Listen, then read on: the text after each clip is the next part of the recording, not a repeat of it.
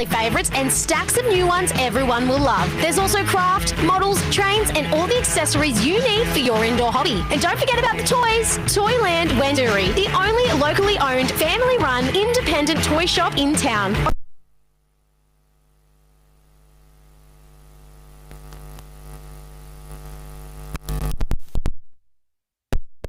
What you hear can take you far from here. Can move you to dance, to run, to tears. It's all in your ears.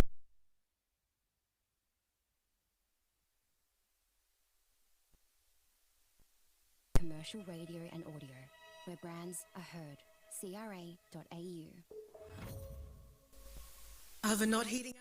Glitchy TV or due for an upgrade in picture quality? This end of financial year, put an end to your frustrations with end of financial year deals at Ballarat Appliance Warehouse.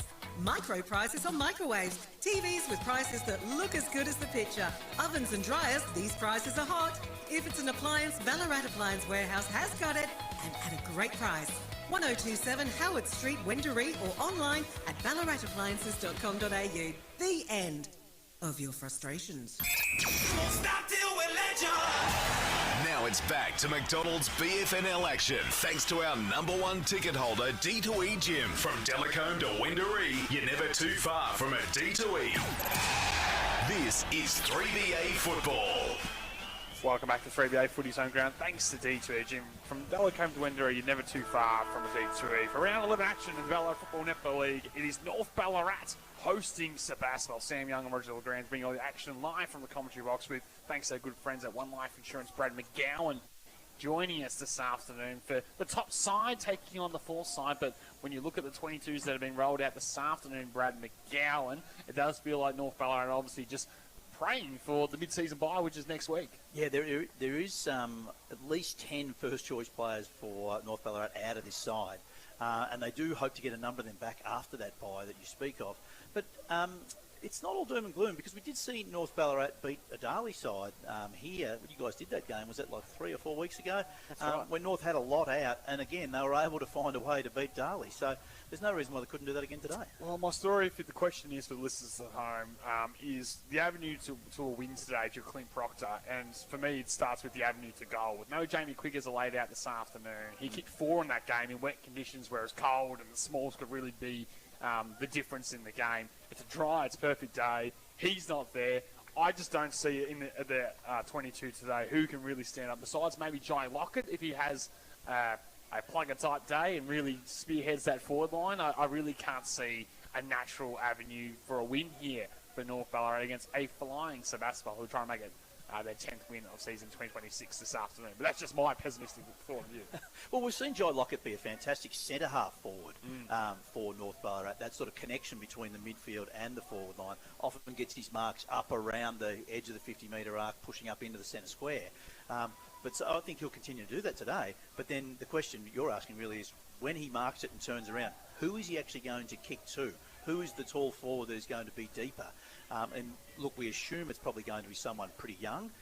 We know that Seb Collins will be in the ruck, and that they've got a number of their ruckmen out, so they're just not going to have a lot of height. And if it is someone tall, it's going to be a young kid. So, yeah, that will be the question today. Maybe it's more of a fact that they just get the ball to ground inside their forward line, and maybe it's players like Sam Arts or Simon McCartan playing as the small forward that try and crumb and kick goals. And we know that a couple of weeks ago when North were playing Lake Wendouree of all teams, and they were struggling to kick goals, that they swung Josh Morris forward, and he kicked a couple of goals in quick succession. So yes, maybe he's part of that plan as well, that we could move him out of defensive post up forward if needed. Well, he's that Swiss Army knife type player where he's just such an elite kick, isn't he, that if he can get the ball and mark it anywhere near the 50-metre arc, he kicks it 60 metres each time. Trouble is they need him in the middle, and they need him at half-back. It's the Robin Peter to pay Paul situation. And I look at it in a way there, because North Ballarat rank in the competition number 9 in clearance. So you take Morris out there against Sebastopol, who we've already spoken about, arguably on paper have the best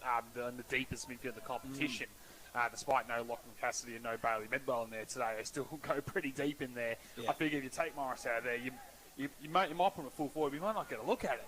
It just may not be down there enough for him to really be warranted the move. So it is a challenge. I mean, Don Penny was listed at full forward. We saw him go forward in the last term against Darley and be a real central point of difference there. So maybe they roll the dice there and go with that as a full-time option for the afternoon. But he's still young and developing, and with big ass this afternoon against a resolute Sebastopol defence. Well, we saw Dom Penny kick 2 goals from the midfield against Sebastopol last time. And he kicked another one against Ballarat too that I saw on the vision during the week. Another long-range, bomb from. I think he was inside the centre square against Ballarat. So he's certainly got a boot, hasn't he? So maybe I guess that's probably what Clint Proctor said. And I would be thinking, if I'm North Ballarat here, I'd be saying, look, we're probably not going to outscore Sebas in terms of, like, if this game's, if Sebas get 15 goals, North Ballarat are unlikely to be able to get 16 to beat them.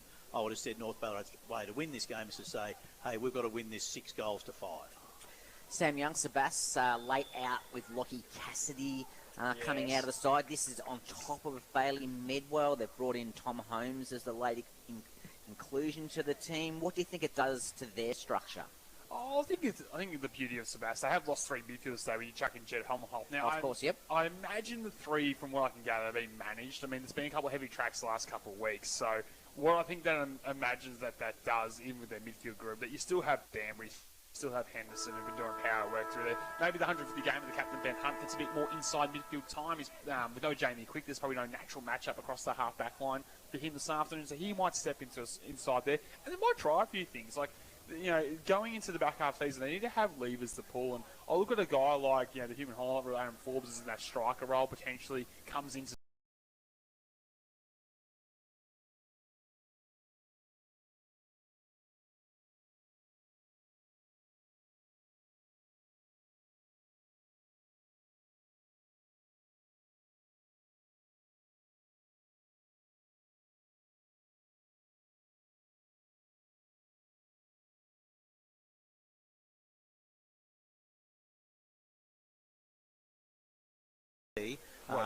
or does he go to wherever Josh Morris goes? Which is a pretty handy guy just to flick in, arguably actually would be probably winning the club's best and fairest this year. That's how good of a year Luke Keeler's had. And even getting a little bit of his own flowers with some talk about a Henderson medal. That's how well some people are starting to see his game going in season 2026. But there's so many good players for Sebastopol. Votes would be going everywhere at the minute. It might be the hardest vote count to ever win. Our man Tristan Ashmore is keeping a close eye on the boundary with the science warming up. Tristan, any observations of conditions down there at ground level?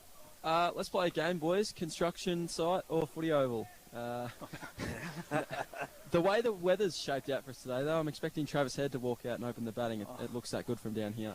Good call. General wear and tear, though, from a footy ground that's played 10 games this year, so should be good conditions for a good game of footy today. Thank you very much, T. And, of course, shout outs to Ben Hunt, as I said, game 150. And for North Ballarat, game 100 for Tom Bromley Lynch.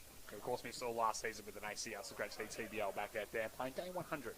You talk about the construction site, the oval looks fantastic. It does. The new stand has the seats in. You can see the athletics track is down, and you can see the lanes in there. And there's actually construction workers working on the hard surfaces around where the old scoreboard used to be. So this place is really moving along. It's great to be able to see it every couple of weeks. Playing the national championships here tomorrow, actually. I think Vic Metro are playing the Vic Country or one of those. So, showcase for Ballarat and...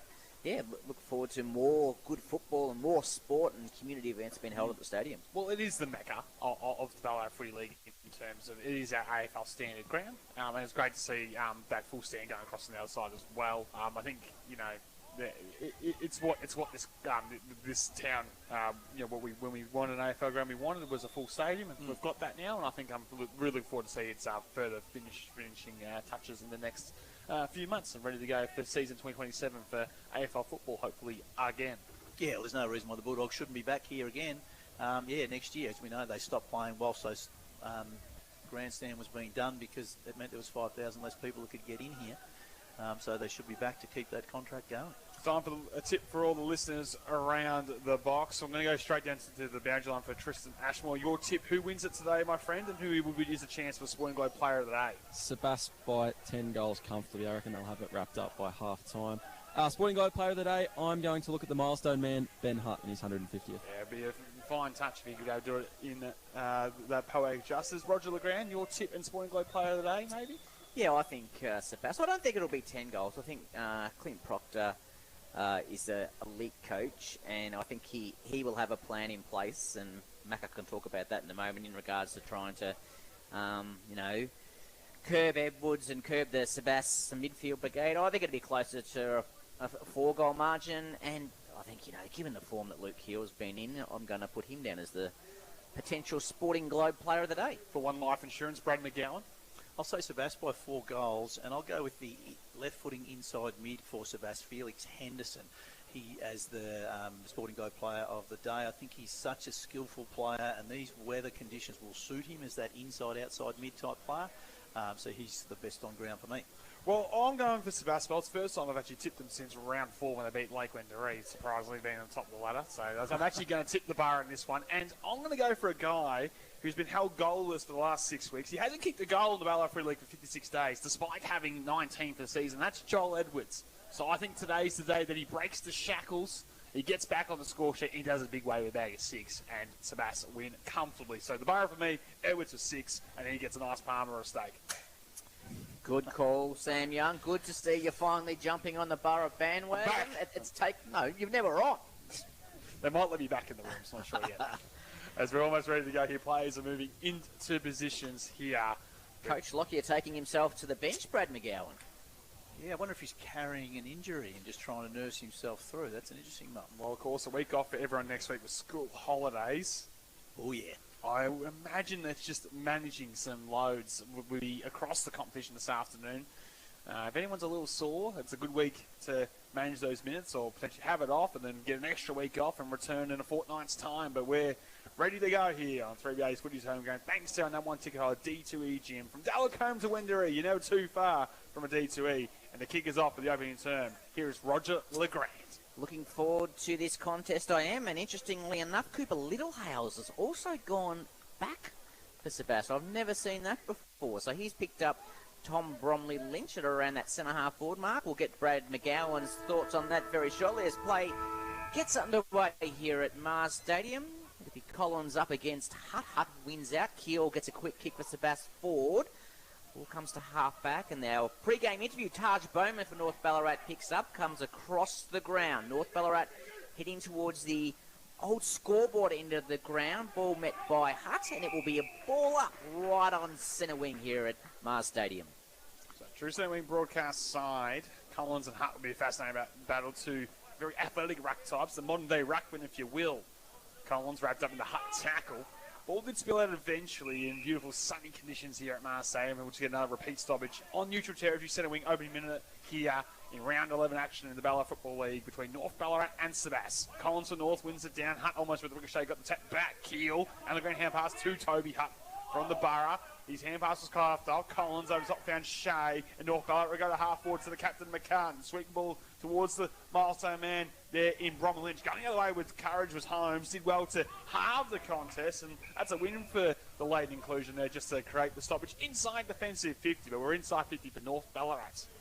You can see North Ballarat certainly have some lighter bodies out there with the younger players, but they do look to have a bit more speed, and that handball style might work for them. So Penny doing the ruck on that occasion for North Ballarat, and as a result, Toby Hutt able to win that clearance for Sebastopol. Ball goes forward. Fletcher, who's been a huge improver this season for Sebastopol, keeps the ball in front of him, but met by Max Faulkner for North Ballarat. Ball goes to ground. Players get around.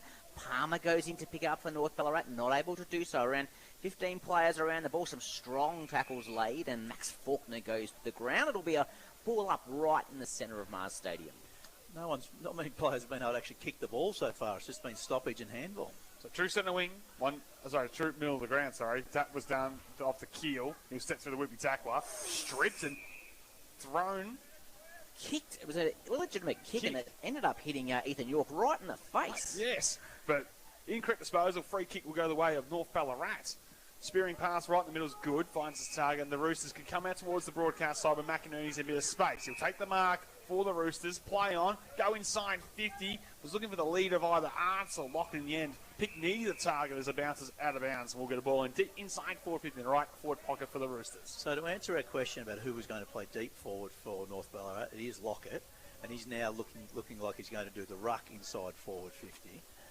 And what do you make of Littlehales being behind the footy, Brad? Well, he's so athletic. Yeah, he certainly can do that role for us. Ball comes back into play from that throw-in. No clear winner. Arts goes in for North Ballarat. Snaps on his left boot towards the goal square. Lucks a fortune. Played in front. And that man, that Swiss Army, we use that phrase a lot in Ballarat footy. He can play anywhere on the ground. Dom Penny for North Ballarat takes a mark right on the tip of the goal square. And you said it, Rod. He was just in front. So Dom Penny from 10 metres out directly in front. First goal on the board to North Ballarat. They're 1 goal straight 6. Sebastopol yet to score on the Metro scoreboard. Yeah, North Ballarat, it was a scrappy goal, just quick kick out of a stoppage, and where you want your forward to be is that one step in front. The ball didn't travel any higher than Penny's chest height the whole way, so because he was that one step in front, he was able to just basically fall on top of the ball and take the mark and kick the goal from the goal square. All the territory started here for North Ballarat. Interesting Penny's role, isn't he? He's been everywhere. He did some forward ruckcraft. He's standing at centre-half forward now. Curtin's picked him up. He's becoming that Billy Myers kind of play anywhere type of player, isn't he? Yeah, well, he only went to full forward because Lockett was taking the ruck. But yeah, it worked out perfectly for him. Hutton Collins, Hutt wins it down on this occasion, but the clearance will go the way of North Ballarat through Lamb. High ball towards the half-forward line. Lil Hales to do the spoiling for Sebastopol as he sees it towards the half, out of bounds and the half-back. So Lil Hales to centre-half back. Jack McNabb to centre-half forward. There's the switch there. So one to keep an eye on. See how that plays out. Lockyer started on the bench, came on for that after that goal, went straight to the wings. So a bit higher off the ground than we've maybe seen Tony in recent months. Shallow throw will favour Collins in front. He wins it down for North Ballarat. Coming through this impressive stone. He's caught by Lockyer. And we'll get another ball up now 60 metres from goal. Outside 50 for North Ballarat. North Ballarat ruckman in Collins is an interesting one, isn't he? He's about their 3rd or 4th string ruckman, but he's quite athletic. He's a little bit undersized, but he's making a good fist of it so far. Hutt won the hit out down to Stone for North Ballarat. Kicked inside 50. Ball comes back. Sebastopol defender Littlehouse met high in that marking contest, and he will take the free kick. Right about 25 metres from the North Ballarat goal. So Littlehouse goes in short, finds a teammate in Buckley. Looked to play on, then changed his mind. So goes back to kick over his mark. Buckley for Sebastopol comes out wide and finds the veteran in Wilkinson. Jacob Wilkinson goes in short and finds the coach, Lockyer for Sebastopol. He's right in front of the members' grandstand side here at Marty Bush Reserve, who switches across the ground, finds Wilkinson. So Sebastian's holding onto the footy at this point in time. He finds Phillips at half-back, who goes long up the wing, straight down the middle of the ground. Shea wasn't able to mark it. Ball spills to ground. Strong tackle laid on Banbury. Umpire said play on. Ball comes out towards McDonald. Couldn't put boot to ball, and North were able to clean up. So North clear with a scrubby kick. What can't make an interest. Picked up and almost Banbury in the middle of the ground. Sends it inside 50 for the first time. Sebastopol towards Edwards. Strong couldn't hold on the mark. Morris, his direct opponent. Handball off. Found his way off there to McDonald. Right foot kick on the goal face. First look at the goals. Hits the big 6 for the Borough. It's a minor score. One behind on the Metro scoreboard is Sebastopol. North Ballarat 1 straight 6. First inside entry for Sebastopol so far, so that just shows the dominance. Brad McGowan for One Life Insurance in terms of North winning that contest in clearance at the moment. Yeah, they've been just first to the footy, as you're saying, and we expected that Sebastopol's more experienced, stronger midfield would get hold of it. Although having Lockie Cassidy out is important because he's been their first possession sort of player, so someone else is going to have to step up and play that role for Sebastopol. So Morris goes straight down the middle for North Ballarat into the centre square almost. It's a massive kick, got a renowned super boot is Josh Morris. Ball not able to go anywhere, and it will be a ball up around 10 metres from the centre circle, slightly favouring the Sebastopol end of the ground. Yeah, Morris still opposing directly Joel Edwards, which he hasn't got the size in the air against him. So he's got the talent. I mean, interesting watch on that one. Keel's kick was smothered by North Ballarat by Bromley Lynch up to the stoppage. Handled the back by Sebastopol, gets away towards Buckley on centre wing. High ball from him. Be a shallow entry, maybe inside 50. Morris leads the race. Let's slip between his legs. North with some numbers behind the footy to work this out. It ends up in the safe hands of Morris, off there to a teammate Purchase, and he'll swing over the top. And the Roosters look to access down the line on the other side. High ball in the Lockett direction, fisted away by Phillips. Ball hits the turf, coming through his pace with Shea. He sends it towards full forward. Look at him, Penny! Gets over the back, bouncing ball. Had got the deck there by McInerney. Hasn't been watching enough of the World Cup for my liking. He's missed the goal face, and in the end, he's hit. Well, it's gone through for a minor score, says the umpire before he hit the post. So one behind to the Roosters. Had more time than he thought, did McInerney, and wasted the chances. Lockyer plays on from full-back, comes up the middle of the ground, picked up by the first gamer in Bon Ripper. Wasn't able to do anything with the footy. Elliot Lamb met high for North Ballarat. It'll be North free kick, and he will take it in the middle of the ground. He goes out wide and finds Palmer by himself. Palmer plays on, kicks long in towards 50. in the direction of Penny. Can't mark ball, spills stick around. Stewart's there, handball's under pressure to Little Howes. Did well in the end, got it over to Lockyer, who comes out to Shea, and Shea takes that mark in that back pocket for Sebas. Yeah, some nervous times in the full-back line here for Sebas. Need to show some composure. Opening 8 minutes have not gone their way whatsoever.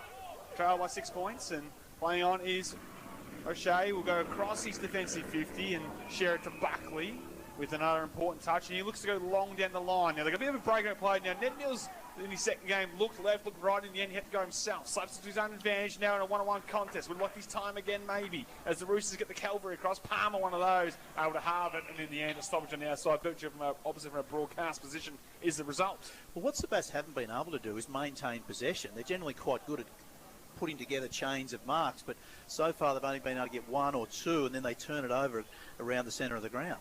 So ball thrown in the air on the Creswick Road side of the ground. Lamb goes in strongly. Was he taken high? Umpire says no. It will be a repeat ball up. Yeah, certainly clearance numbers favouring North Ballarat early. McNabb comes up to do the ruck for Sebas. Got it down to Fletcher. Wasn't able to get an effective handball. Umpire said no prior opportunity. It'll be another ball up. Creswick Road side of the ground slightly favouring the Sebastopol end. So, as you said, McNabb up to do the ruck work for Sebas. One in the ruck by Collins over the top. The Borough looking at the clearance coming through. Now, maybe a lasso free kick against Young Gardner. One of the inclusions this week. He had ricocheted off his boot and out of bounds to go. So, free kick the way of the Roosters, despite now a conversation coming. Yeah, boundary umpire is calling for lasso. Central umpire was calling throw in, but they have now given the free kick to North. So Palmer goes lateral and finds Lamb at half-back, being industrious with his starts. The captain chips it over the top and shares it with the milestone man in TBL, Tom Bromley Lynch, for those playing at home. We'll have Morris as the drive-by and use him with the hand pass. Goes on the non-preferred left boot, down the line. Look at that. Have some of that, he says. Mark taken there by Lockett. True centre wing, virtually opposite from the broadcast position as he looks to load up inside 50 for the Roosters. High ball in the Penny direction. We'll have 3 to beat in the end. Sebastian defence organised behind their Lil Howes. Looking at home. Inside the fence takes the intercept mark. Spearing pass was okay.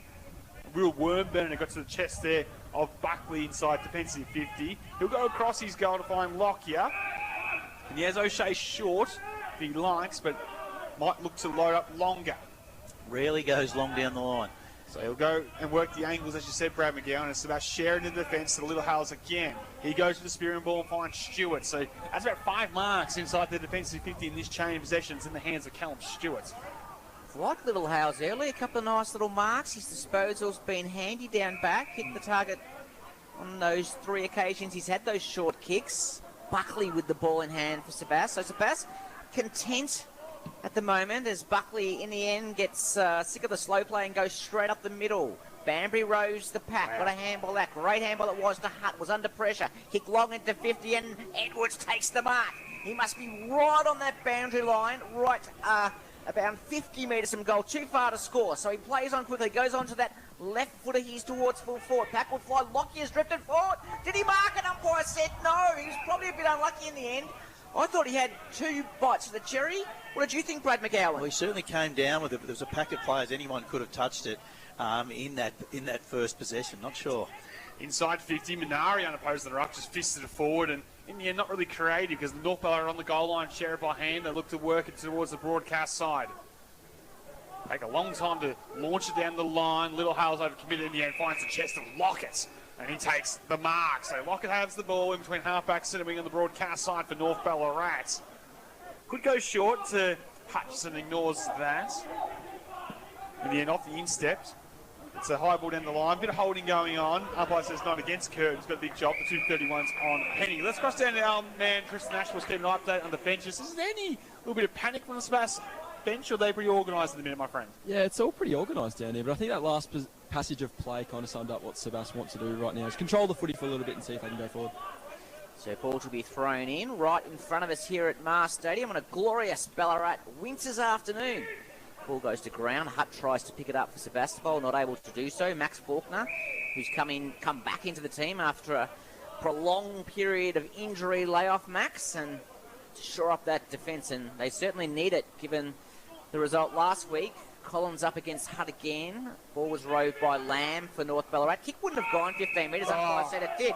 Wouldn't have gone 8 metres, I wouldn't have thought. but Jack Banbury takes advantage and plays on quickly. Gets it over to Hutt. Hutt goes inside 50, finds Edwards. Edwards marks right on 50. He's got it in him, but he plays on quickly. Goes in short, looking for a teammate in Mills. Mills spoiled by the North Ballarat defender. Goes back in. He's on the boundary line. He couldn't from there, could he? Missed everything. Thank you very much, Sam Young, out the full. Just on that matchup between Morris and Edwards, Josh Morris from North Ballarat is dropping off him each time. Yeah. Morris is a sort of player that just wants to zone off and get the ball. So I'm not sure that matchup's going to work because Edwards always comes up at the ball. He's taken 2 marks in the last couple of minutes because Morris's starting position's a couple of metres behind. Big fella's got to eat. He's got to have a big day.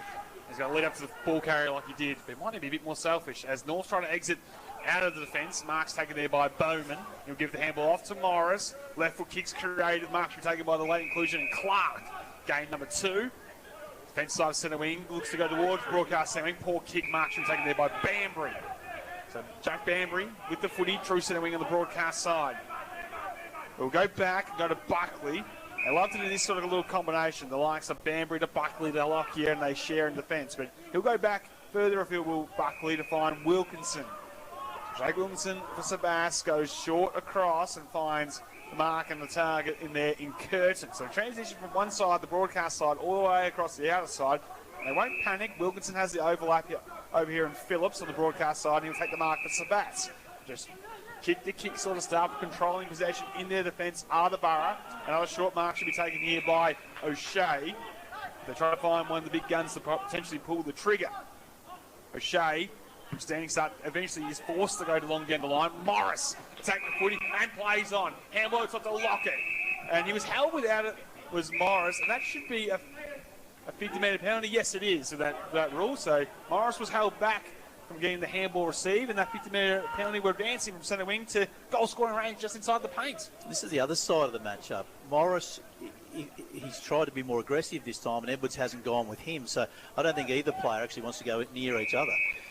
So Morris from just outside 50, but distance for this man is not a worry. At the 15-minute mark of the opening term, Josh Morris starts his approach to the goal face. We know he likes the goals. Right foot kicks on its way. He strikes it brilliantly, and it just fades late for a minor score. 1-2-8 on the Metro scoreboard go to the Roosters, so that's just the one behind. He didn't even have to try to kick that 50 metres. It was almost like it was off 2 or 3 steps. Such is the power of his boot, Josh Morris. He started well for North Ballarat. Sebas got to play on him. Buckley suddenly finds himself in trouble. Puts Lockyer under pressure with a handball, who's smart enough to get it over to Hutton. Sebas kind of take a deep breath and hold the footy. For a moment there, I thought he was going to get pinged holding the ball. It's Phillips now with the ball for Sebas. Goes up the wing. Mills off the ground. Darbin in front, goes to his brother. Handball got smothered. It came back to him. That's Joe Darbin. Beautiful kick. Finds a teammate in Lamb. Plays on quickly towards full forward in the direction of Penny. Finds himself in front. Had 2 defenders to the beat. Curtin should be ping holding the ball here. And is. Great tackle from North Ballarat. Their forward pressure's been immense so far. And Jackson McInerney will kick 30 metres from goal. That matchup between Penny and Curtin. Penny's getting 2 or 3 metres on Curtin. When he leads hard at the ball, Curtin prefers to own the backspace and drop off. And he's just that little bit slower when he went to ground there. And as you said, good pressure from North. And Jackson McInerney gets a look at the goal face to get a little handy buffer in the opening term here for the Roosters. Tinish angle. Looks like he's going to have the drop punt operation. Right foot kicks on its way. Always looked across the face off the boot, and it was. 139 now on the Metro scoreboard. Go North Ballarat. Sebastopol the one behind.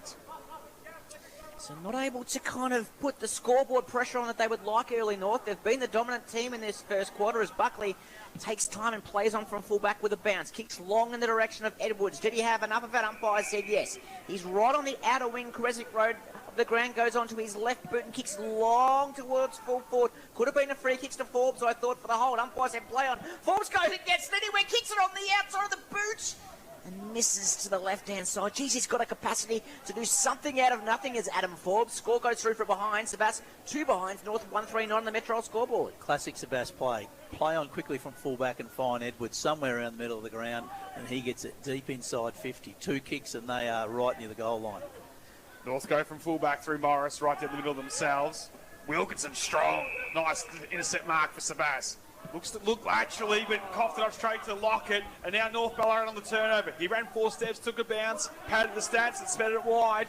Trying to keep it alive there was Clark. Was it touched? It'll be a question about the lasso. Boundary umpire is good kick in there as the way he says it was. Obviously with those eagle eyes, and we'll get a bounce throw on the broadcast side. Definitely touched, boys, right in front of me.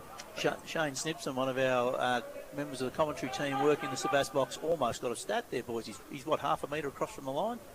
Trying to get involved, Big Snip. Ball comes back into play. McNabb doing the ruck work for Ballarat. Down to Henderson. Got a handball to Lockie. On to Keel. Fell over. Allowed Stone to come in. And it will be another ball up. So, been a great start here from North Ballarat. I'm sure Clint Proctor would be very happy with the opening 18 minutes in this first quarter. Umpire Tanetti throws the ball in the air. McNabb won it out. Not able to grab it cleanly was for Henderson. Collins' kick for North Ballarat got smothered. Came back to Lockyer. Went on the outside of his right boot. Ball come forward. Was McDonald met high? Umpire said no. North win the footy. The handball missed its target. Palmer laid a strong tackle on Mills, I think it was. And the umpire's going to come in and throw the ball up. Around the grounds needs to go Vita, boys. Melton have kicked the first 4 against East Point. Start there to the Bloods. Here it's a tight tussle, but North Ballarat on the scoreboard. Hutt getting the clearance of the Toby variety. Bouncing ball go towards centre half forward. Mills in front, couldn't gather for Sabat. Umpire's been a free kick, high contact go against Mills, going to go the way of Elliot Lamb, the captain, who's been great to start things here for North Ballarat. Be up there as one of the contenders for the Sporting Globe player today in the opening term. He'll go laterally find Oscar Stone. As there's a little bit of a watch on Charlie Darvin's got a bit of a limp up from that contest. Short ball down the line, Lockett in the sandwich between him and Banbury and paid the mark. Jai Lockett with it. Just says we want to slow things down as we approach time on in the opening term. High ball from North Ballarat to half forward, getting back Little Hales. Nice grab back to the flight. He has been good behind the ball, hasn't he, Cooper? And I do feel like they're missing him ahead of the footy, to be honest, but he has been a rock down back. Been good to see. Another string to his bow. Beautiful kick. Finds the favourite for the Henderson medal, Toby Hutt, the ruckman. Plays on now in the middle of the ground. Kicks long towards half forward. Pack will fly. Ball comes to ground. Manari. It was Palmer. Beautiful pick out to Morris. On to Lamb. Back to Morris. Uses that right foot of his. And Arts by himself inside 50. Takes a mark. Centimetres off the ground. The umpire said he didn't. I thought he had that, Brad McGowan. What did you think? I certainly thought he did mark it. The umpire was behind him, so couldn't necessarily see. I don't know whether Sam Arts is that concerned. Maybe he did drop it. Maybe we wasn't arguing that much. Let's give the umpire the points here. Inside 50, though. Collins will win it down for the Roosters down to land. Did he put the stiff arm out? Yes, he did. He's gone. And you won't break a Wilkinson tackle. I can tell you that rent-free. Hold the ball, a free kick every day of the week. So Jacob Wilson with it inside the fence for Sebastopol. He'll go with a short ball to Phillips. He's had a little bit of it early in the opening term. He's allowed to play on with no one standing the mark, and he'll launch a high ball down the line. Be a tough one to mark. Bit of a wrestle between McNabb and Darwin. Forbes comes in, gets taken to turf, made him have the footy, and the umpire agrees. Free kick to Adam Forbes. Taking side assembly on the broadcast side. He gives the handball off to Lockyer. Didn't have to break stride. 75 from goal. High ball towards the top of the square. McDonald's got the sit. McDonald's got the fly. He couldn't complete the mark. Ball hits the turf. North Ballarat desperate to hold on. They've done all the hard work here. They would hate to concede. McDonald around the body. Near side always. Minus score. 3 behinds now on the Metro scoreboard for Sebastopol. They trail North Ballarat 139. Gee, it's good play by Tony Lockyer from Sebast there. He saw that Josh Morris from North Ballarat was spare. Tony ran the extra 10 metres so he could get over his head. Almost ended in a goal to Sebast. The oohs and ahs were because Morris just got Bowman. Nearly went over his head. It would have been a horrible turnover. Fortunately for North Ballarat, it wasn't, and Bowman took the mark overhead. His kick's equally as dangerous. Dicing with death here. He just makes you nervous every time. He Adam does. Forbes around the footy. He just makes your defence so nervous. It's that forward pressure. So Elliot Lamb with a footy in hand. Now he goes in short and finds Penny a long way up the ground. He says, I'm going to get on with this, and he takes a bounce. He comes through the middle of the ground up towards half forward in the direction of Clark. the second game. A handball onto Hearts. They've got the numbers here, but great defence from Wilkinson. Tough as nails. One back the footy, handballed it over to O'Shea. Onto Curtin. He wasn't able to pick up cleanly. Stone goes in for North Ballarat. Gave it to Lamb. He got a handball out wide looking for McInerney. Will he use his speed? No, he goes onto the boot. Up forward looking for Clark. Kick goes over his head. Little Hales, who's been great down back in the first quarter, is able to work the ball over the line with great experience. A couple of matchups given on for one life insurance for your thoughts, Brad McGowan. We've had, of course, Edwards and Morris, and then the other end you've got Penny and Curtin. How are you seeing the advantages for both sides there? Well, I certainly think that Penny's got the advantage over Curtin. Penny been working up quite high. And also, Jai Lockett for North Ballarat has been very good at centre-half forward. Absolutely. Doing the ruck work here against Toby Hutt. I'll give Hutt the points over the top of the tap. Lamb with the clearance, trying to find on the fly his co-captain there in McCartan. McCartan will go with an on-the-third left foot kick inside forward 50 in the Penny direction. Wilkinson, who's been resolute, comes across with a spoil and sees it out of bounds. Toby Hutt down behind the footy after that ruck contest. So I don't know if he got one maybe in the nether regions. He looks quite sick and sorry the way he sort of launched over. And the umpire has stopped play for a second. I reckon that's hit point blank middle stump. I reckon he looks a bit crook. He's not going to be able to do this ruck contest anyway. So you imagine Little Hales just naturally comes across to do the work inside the fence and he'll go head-to-head against... Hutt's trying to come off. Lockett. So inside 50 for North Ballarat. Lockett with the tap towards full forward. Buckley will get the clearance and the clearing kick for Sebas. Hutt just naturally falls into the marking contest here for Sebas. That's enough back. Couldn't take it. Ground level Collins for North. Gave it up. Quick kick forward to... Bit of a hack dumping ball, and Wilkinson slides in and takes the mark. He's been great in defence, Roger LeGrand. I'll tell you what, if you're a North Ballarat supporter, Art's mark wasn't played, but Wilkinson's was. That'll be a 50-metre penalty against Lockett. Just knocked over his Sebastopol opponent Banbury without the footy in his hand. If he's going to get done for a second 50. No, the umpire said just play it on. And he does. Kicks long towards Edwards, goes over his head. He's opposed to Darbin. Darbin and Edwards. Edwards goes in, picks it up. Is he able to get it free? He was. Strong tackle late on Mills. Could have been holding the ball. Umpire says yes. Free kick to North Ballarat. Half back, right on that back line of the 50-metre arc in front of the change rooms here at Mars Stadium. Morris been great again. Across the half-back line for the Roosters. Just going with a chip pass down the line. In the end, it's going to be all and sundry. It's out on the full. We go back to Sebastopol, back to the way of Jack Banbury. So 6 points the margin on the scoreboard thanks to Metro. Banbury's going to play on. He's going to put a high ball inside forward 50 for the high flyers. Sebastopol have the aerial threat. Hits the ground. North try to clear with the clearing kick. McCartan inside defensive 50. Looks left, looks right. Finds his target in Bowman. He can go back to McCartan. Elects to go in a different direction instead. A measured pass from Stones at the bootlaces in Tentac and Palmer. He says, "I'll see you later." Nice little side step. Gets it down the line towards Bromley Lynch. Could mark it between a pack of two players. Did well to keep it alive with the hand pass. Ball and centre wing in virtually opposite broadcast position. Palmer again with speed coming through. High kick down the line. It's always so dangerous these days with the last two free kick. He goes out of bounds. Free kick to Sebas. When North come forward, they don't seem to have as many options to kick to. It's like Sebas has a spare defender back every time. So North Ballarat have to be very precise, kicking to smaller, moving targets when they go forward. Jack Buckley for Sebas goes long up the line. A beautiful mark taken by Stone overhead, backing backwards. Plays on quickly. Finds Henry Shea. He's on the wing for North Ballarat on the Creswick Road side of the ground. Shea goes long inside 50. Pack will fly. Ball comes to ground. Wilkinson got met heavily. Cleverly roved off the bottom by York, and he's found the danger. Ethan York beautifully crumped off the pack from about 35 metres out from goal in just his second game for North Ballarat and finds their second goal of the afternoon. 2-3-15. Sebas 2 behinds on the Metro scoreboard. Well, despite me saying 30 seconds before they needed to go and use smaller options, that one was a long kick. 2 and out number, I must admit. Sebas had 3 players in the pack, but Jai Lockett for North Ballarat was able to bring the ball to ground, and then North Ballarat wave of small players came through, were able to win the crumb and run in and kick a goal. So that did work, all because Jai Lockett got the ball to ground. It did look like Sebas had the numbers and should have marked it, but if they can keep doing that, this is the way to score for North Ballarat. And we did talk about that earlier in the game, that maybe their smalls could be the difference today. And for weight of territory, they deserve that goal, North Ballarat. A little buffer on the Metro scoreboard. Hutt took out the ruck, gave the handball immediately to Henderson. That's been able to get going thus far. And Here comes Lockett through the middle for North Ballarat. He sends it inside forward 50 for the Roosters. Target was Bromley Lynch. He's unable to keep it alive as it goes out of bounds. Deep in the right forward pocket for the Roosters. It just feels like North Ballarat want it a little bit more at the moment. I think the Sebastopol coaching staff at quarter time here are just going to have to get into their boys because they're getting beaten a contested ball in the middle of the ground and pretty much all over the ground. North Ballarat just seem to want it that bit more.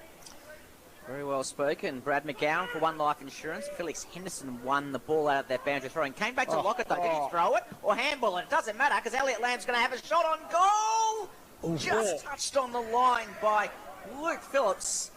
Just before the line of behind for North Ballarat, 2-4-16. Sebastopol 2 behinds on the Metro scoreboard. It was a roundhouse handball. I don't quite know how you do it, but that's what he did, and it was very effective by Joe Lockett. RFA Chuck Norris, but I saw that one. That was pretty good. Playing on fullback will be Buckley again. Short ball should find its way to Banbury. And Sebastopol been unable to be creative with their ball movement. It's been very stagnant. Chip mark across the defence, and Little Hales with another possession takes the mark at half-back line, but haven't been able to get any real damaging balls through the middle. He pierces one back to Banbury, and he looks to access the corridor. The kick's going to be good, and it always is. Mark's taken by Lockyer. Middle of Mars. Looking for the lead of Minari down the middle. Great hands. Great strong mark in front. And he'll line directly in front from 45. Beautiful Sebastopol through the middle. Lockyer involved. Minari now having the shot after the siren. So Ashley Minari directly in front will shoot right on the 50-metre paint. A sharpshooter. A guy that's kicked plenty of hundreds and centuries in bush footy. In the Ballarat Footy League, he's shown his wares. He's been a difference and a maker for Sebas. Can he get one that they need against the grain? Directly in front from 50. Minari's right foot kicks on its way. He lights up the boots. And don't the Borough do? A bit of life back into the Borough. They move to 1-8 on the Metro scoreboard, going to quarter time to North Ballarat's 2-4-16. Here at Mars Stadium, we're going to take a break. Thanks to our number one ticket holder, D2E Jim. You're listening to 3BA Footy's Home Ground. Rock hits. Pop hits. Out of defence they come. Out in the direction of Hine. Well, he pushed his man in the back, but lawfully said the umpire, and he's up on his bike, running bounces. He's got some toe, and he ran away from Lieber with the third bounce, fourth bounce, and now he looked to square the ball. Joel Cadman bouncing one of that goal of the year, Nick Hine. Oh, Nick Hine. Goal of the year.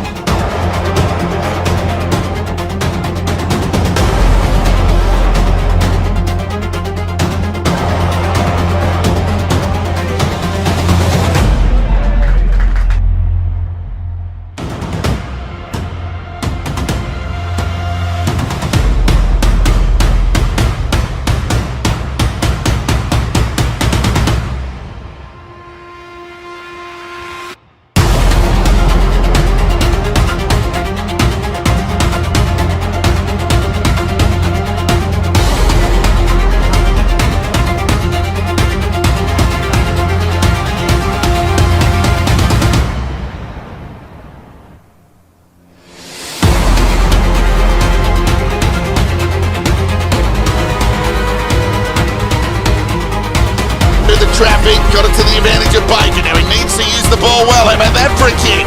Found Fawcett, the man of the moment. Bereft of option, so he gave it to Bewling, who ran to 51.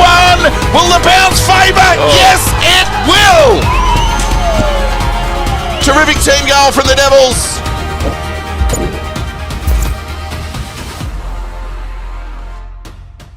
At ballaratfoundation.org.au.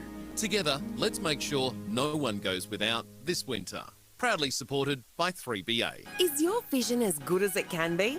OPSM Wendourie's experienced optometrists give your eyes the care they deserve. Professional advice on your vision and eye health using the latest testing equipment and high-quality lenses and specialist contact lenses to address any issues. Now's the time to have your eyes tested with up to 50% off luxury frames, including Tiffany, Versace and Ray-Ban, plus 20% off lenses.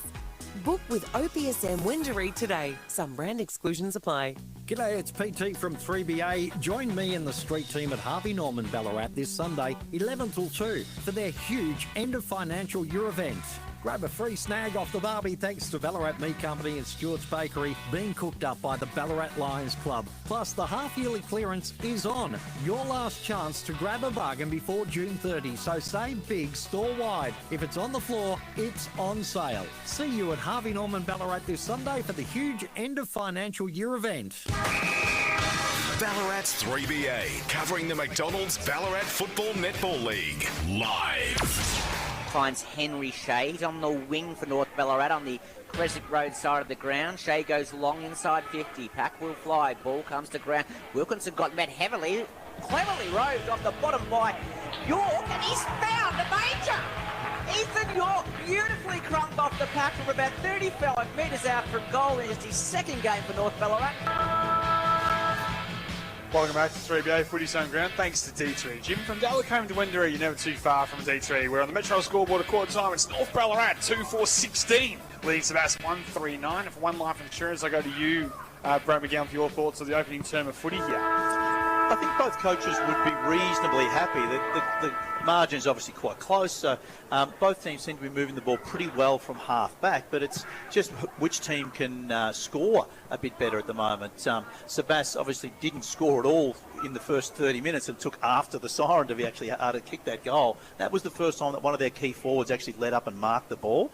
And as you mentioned in the break there, Rog, that Sebas have been launching their attacks from about the middle of the ground as opposed to the launch zone, which is that 50 to sort of 70 metres out. So can they get an extra handball or an extra mark and try and kick inside 50 from closer to the 50? Plus, I just wonder, like Cooper Littlehales for Sebas has been quite good as a defensive player, but I feel like Sebas have been one tall forward short. So can they move him to the forward line? And can they get themselves going a bit better at the clearances? I feel like North Ballarat has the advantage in that area at the moment. Littlehales did play his junior footy at the Mount Clear Footy Factory behind the footy. All his senior footy has just been at centre half forward, so I think that's a good shift that potentially they could look at. And Elliot Lamb having the ball on the string in the opening term for the Roosters. Let's get down to our man Tristan Ashmore was listening to the huddles at quarter time. Yeah, boys, the feeling down here is genuinely flat. They were happy with the control they had in the footy. They just wanted to do more with it. Overall message was to fire up. They were happy with the run, just want more from their boys, especially the midfielders like Banbury and Henderson. Yeah, so that's Tristan Ashmore listening to the Sebastopol huddle there. Just a little flat, but trying to find a lift. And when you have 1-9 of your 10 games, Brad McGowan, as a coach, you do need to find little different, avenues to motivate the group sometimes. And they probably would have came in today that talks about North Ballarat's, missing players, blah, blah, blah. Yeah. Don't let the game just... don't let the game just happen. You need to find a way to still win the game because this competition is far too good. If you just let it happen, you'll get caught out pretty quick. And I don't underestimate the fact that Lockie Cassidy is out of this Sebas side. He's been the one who's been winning that first possession and farming it out to Henderson, Banbury, etc. I'm not saying that Banbury, Henderson, Keel can't get in and win their own ball, but they need to get into the mindset of doing so. Cassidy's not there. They've got to get in and win it. At the moment, it's North Ballarat winning the ball, and the Sebas midfielders are sort of bringing the outside, but unless their teammates get them the ball, they can't have an influence. So I agree with the assessment from Tony Lockyer there that Tristan mentioned. They've got to get in and start winning their own ball, Sebas. They've got to get more... something out of their wings or that transition between the defensive 50 and forward 50 because that's where they're falling down at the moment. And as you speak, Sam Young is pointing out that Cooper Littlehales obviously likes the scoreboard into the ground because he stayed there and Denver is playing forward. Yeah, so they put Edwards a bit deeper, closer to goal, and Littlehales is at centre half forward for Sebas. Which I like because Edwards looked good on the lead a couple of times against Morris, so that's an avenue to success for Sebas potentially. He's back on the way for the second term here at Mars Stadium. Picked up here by Henderson of the Borough. And he'll go inside 50. Caught behind this time Edwards. He gets over the back, which is always dangerous when the forwards lurking. While played by North Ballarat, they get the handball off there to Morris. Looks left, looks right. He'll come towards the broadcast side. Good looking kick to find the impressive Palmer. Mark taken there by Tom. At the half back line on the broadcast side for the Roosters. Leading by 7 points on the Metro scoreboard. He's able to hold things up and look to go long down the line with a very high ball. Hutt from the side against Lockett. Brought to ground by Lockett. He does his own crumbing. Handball to a teammate who will retreat with a hand pass. Keel coming through, who's been quiet. Arts unable to gather. And he gets picked up there by Lockett again. He's had plenty of it and it's locked up on true center in the broadcast side. So Sebastopol have actually got Minari as the deepest forward. Edwards is the second deepest. If he's got Josh Morris on him, if I was coaching Sebastopol, I'd want Morris out of the play. So I'd send Edwards to deep forward because Morris is having a real influence across the half-back line.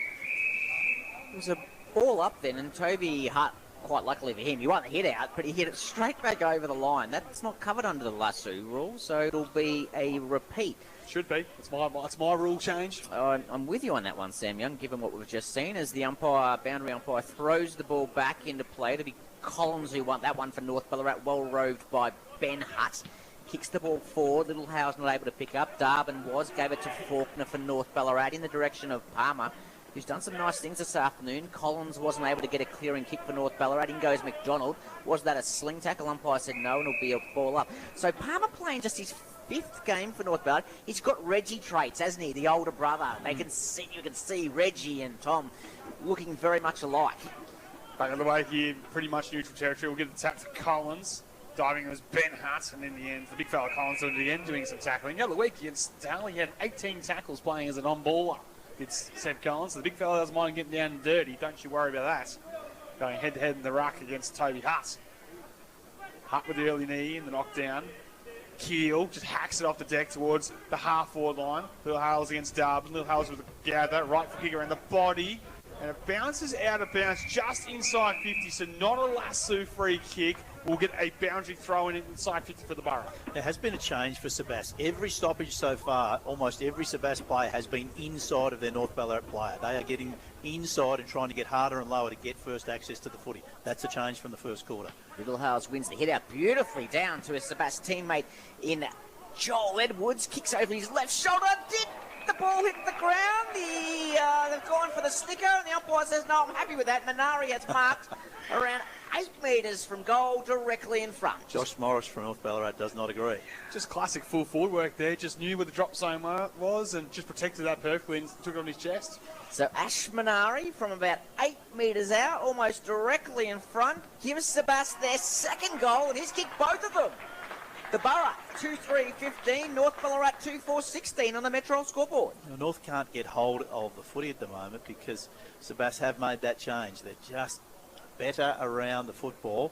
That bit of a rev from Tony Lockyer has got them going in there. Luke Keel has been instrumental in both times, just finding a way to get the ball to the outside and to his outside mids. And if nothing else, Sam Young, I've liked the fact that Little Hales has gone forward again because he had a really good first quarter. Give him a bit of confidence. A beautiful pickup then, which kind of helped Edwards kick that goal, so it's given him a bit of confidence again. Yeah, the knockdown to Edwards was on the fly on his left side. That was superb as well. So they're very tall. That's the basketball forward line, and the Minari party continues here at the Mars Stadium. He's got both goals for the Borough. So back on the way here at Mars. Early fire by Collins wins it down, but the clearance will go the way of Sebastian Banbury. Right down the eye, did with the spearing pass. Morris with the ball will bring it to the ground. McInerney's forced away. Hutt just fists it back inside 50 on the fly coming through his Forbes. He couldn't gather well. Picked up by Bowman off to Lamb. He'll look at the sweeping ball on the outer side. Shea tries to step through the whipping tackle. Was collected high. Just a straight arm and free kick will go the way of North Ballarat. As maybe some appeals for a 50-metre penalty not going the way of Shea, but he'll go latching across the fence for North Ballarat. So North Ballarat over to Lamb now. On to Bowman, who's pushed up the ground. He's on centre wing for North Ballarat on the Crescent Road side of the ground. He comes inboard and finds Shea. Looks to play on quickly. Goes back in the direction of Lamb. Misses the target. Keel not able to pick up for Sebas. In comes Arts. Gave it to Purchase for North Ballarat. Kicked inside 50. Off the outside of the boot. Lockett dropped what he shouldn't have. Goes back onto the left boot from 45 metres out from goal. Swings across the face to the left behind for North Ballarat. They go to 2-5-17. Sebas 2-3-15, the Metro scoreboard. You'd be disappointed with that, Jai Lockett. The ball fell perfectly into his hands within goal kicking range. He's been so good early on. Just spilled that one. Yeah, we know Sebas, and particularly Lockyer likes to arc out to the right side and then pull the kick down the middle. And that's what he does here with the right foot ball. Looking for Hutt. Collins in front, could take the mark. Hutt weighted down. He's paid for it in the back, was it? No, umpire's way play on. Thought I heard a whistle. He did blow the whistle. And now there's a problem because now it's Morris inside forward 50 towards the vacant goal square, getting back with the one Duke, if you don't mind, was Phillips. So a bit of confusion for the Sebastopol players and commentators, but in the end it works out. The Borough have it inside the fence. They do, and Holmes has the ball in play for for Sebastopol. He comes in short and finds Henderson. He's still in the defensive 50 for Sebastopol. Goes short and finds his St. Joseph's teammate in Buckley. Gives it back to Henderson. Henderson kicks into 50, misses the target. Spoil for North Ballarat. Fell over the back. It's for Adam. Forbes kicks it. Goal! Sam Young has his hands up in the air. So do the Borough faithful. Sebastopol have their third.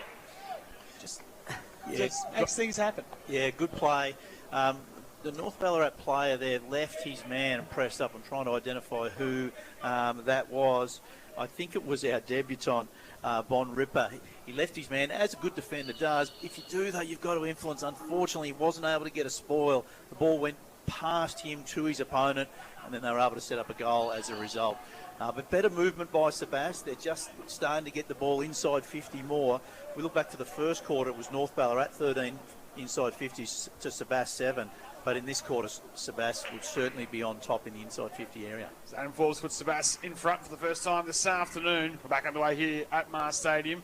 Right in the middle there's Penny's able to gather. North Ballarat will get the handball through Collins to retreat back to Hutchison. High ball, went 50 metres high, not 50 metres long. Fisted forward by Collins. Ball picked up there by McCartan. Right foot kick will go inside 50 for the Roosters. Bateman will encourage Lockyer, bring it to ground. Big ball, B1. Phillips going to be good below his knees. Hand passes left a bit to be desired. And high contact coming through. Yes! Free kick will be the way of the Roosters. And a shot on goal coming up. So it might be young Joe Darbin, who might... Smallest man on the ground, Youngie. Yes. So easy to catch high, you reckon? Knee high to a grasshopper at best. Directly in front, will line for goal. He did what a small forward should do and get the ball and drive with your head in that area. Not good for your head, but good to get free kicks. So restore the lead for the Roosters. Darbin left foot kicks on its way. Got it! 3-5-23 on the Metro scoreboard. Sebastopol 3-3-21. Goals from Smalls and goals from unlikely sources. The story for North Ballarat. They lead here at Mars Stadium. Yeah, that's right, Youngie. That's how they're going to score today is just get the ball to ground. They've got the weight of numbers in terms of their smaller players and their running ability. So that is important for North. Now, interesting to see, Cooper Littlehales did have a go in the ruck there. That was the other thing about Littlehales going forward is he can now go into the ruck. He went in the ruck there for a second. He's now come back out. Toby Hutt for Sebastopol back in. Early dominance for Sebastopol, but North bite back through Joe Darbin in the second quarter here at Mars Stadium. Clearance is won by Sebastopol, goes forward. Beautiful pickup by Bowman. Kicks out wide in the direction of Stone. Leads a foot race with McNabb. I reckon I'd win that. Stone fumbles though, and the ball spills out of play. Right half forward for North Ballarat. Around the grounds, thanks to Go Vita, boys. It's Redan that are 26-point leaders over Darley. Hello. Whoa. Massive upset potentially on the cards there. We'll keep an eye on. Thank you very much, Tristan Ashmore, with an update for Go Vita. So back underway here at half forward for the Roosters. And Stone was collected high up. I'll let it roll on. Now he's gone. So maybe unlucky. The first point of contact, I'll be rewarded, was Bowman, but the free kick then goes the other way to Fletcher for Sebastopol. Right foot kick from him is a high one down the line. Littlehale's got a bit to do against Darbin. Darbin did well bring it to ground. Landway down with the hand pass. Good. Got off there to McCarty. Was touched by Joe Darbin, so we'll get a ball and not a lasso free kick. Or will we get a lasso free kick? Lockyer wants it. Overruling was the central umpire saying there was no touch on it, so there you go. Buckley sends it across the ground for Sebastopol as they look to access inside 50. Mills will play on. Actually, O'Shea, sorry. Right foot kick towards full forward. Littlehales has to sit. It's too tall for him. He gets at the back. Forbes trying to get it alive. Run out of real estate. We'll get a ball in. That was a bizarre set of circumstances there. I don't know whether the player, Tony, just very quickly convinced the boundary umpire that it wasn't and took it because the field umpire came out here for the throw-in. And next thing you know, plays come back in. Yeah, the person with the ball just convinced him. I think you're right. Tony Lockyer it was as the ball comes back into play in the forward pocket for Sebastopol. Ball goes to ground. Darbin, Charlie on this occasion, picks it up and is tackled straight away. So 25 metres out from goal. North lead by 2 points. The 10-minute mark of the second quarter. Ball thrown up, comes to ground. Edwards, can he break that drought? Goes onto his left boot and misses behind for Sebastopol. The margin back to 1 point. 3-4-22 Sebastopol. North Ballarat 3-5-23 in the Metro scoreboard. does look threatening today, Edwards, though. He just needs to get that one for confidence. As I said earlier, 56 days since he last kicked the goal in the Ballarat Footy League. That's when he kicked 12 against the Lakers in one single day. Morris, right down the middle. Collins in front. McNabb did well not to chop the arms. Ball hits the turf. Coming through, there's York for North Ballarat. He couldn't gather. Hutt did well to emerge with it. Got it off the Banbury. Spearing pass. Little Hales on the mark. Takes it. 60 from goal. Plays on. Pulls in the pocket. Edwards! Too tall, but he couldn't complete the mark. Ball still alive. Forbes keeps it alive. Oh, sees you later. Oh, near side, minor score. It just every time. He's like Mario Balotelli. Why is it always me, he says. But he couldn't get through the big sticks, minor score. That hit record on the YouTube channel just then. Oh, he had more dance moves than Tristan Ashmore on a Saturday night. I'll tell you that right now. They're looking threatening, Sebastopol. Why am I copping strays from down here, mate? That's unfair. Morris kicks short to Lamb for North Ballarat. Plays on quickly. Comes to Lockett, who's a long way up the ground for North Ballarat. He's just outside defensive 50. Goes on to the right boot in the direction of Bromley Lynch. Buckley gives the spoil for Sebas. Bromley Lynch recovers. Handballs over to Darwin for North Ballarat. Little Darwin goes in short with the left foot. Was it 15 metres? The umpire says no. So Arts plays on quickly. Kicks in line 50 for North Ballarat. McNabb spoils. Ball comes to ground. Beautiful pick up by Collins. Handballs to McInerney.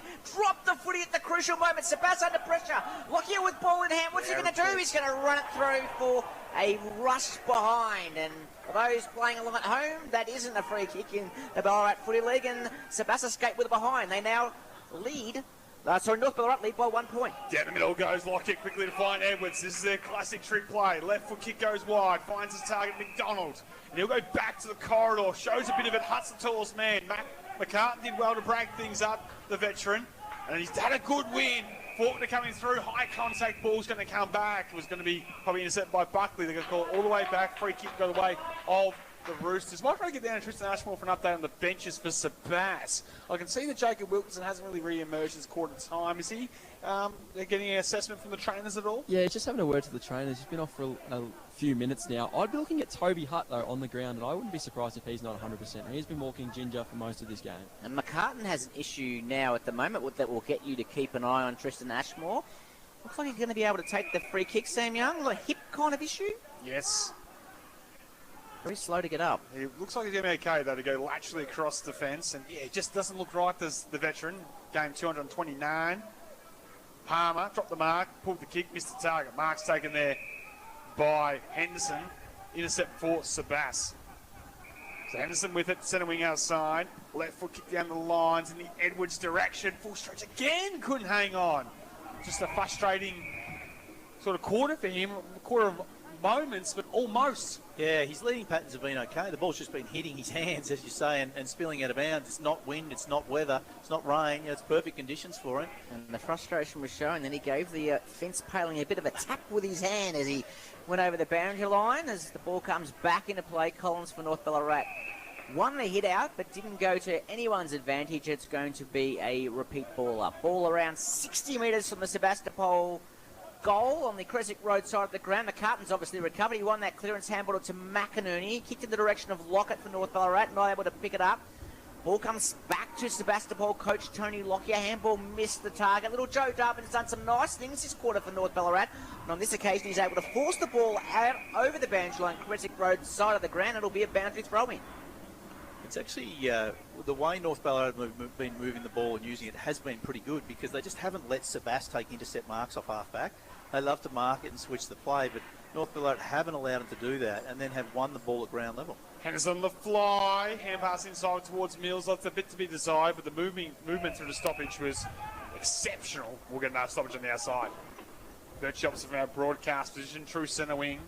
We're 15 minutes now gone in this second term, and on the Metro scoreboard, it's the Roosters by a point. Hutt with the tap. Ball in dispute. Another bees to a honeypot situation, and another stoppage the result.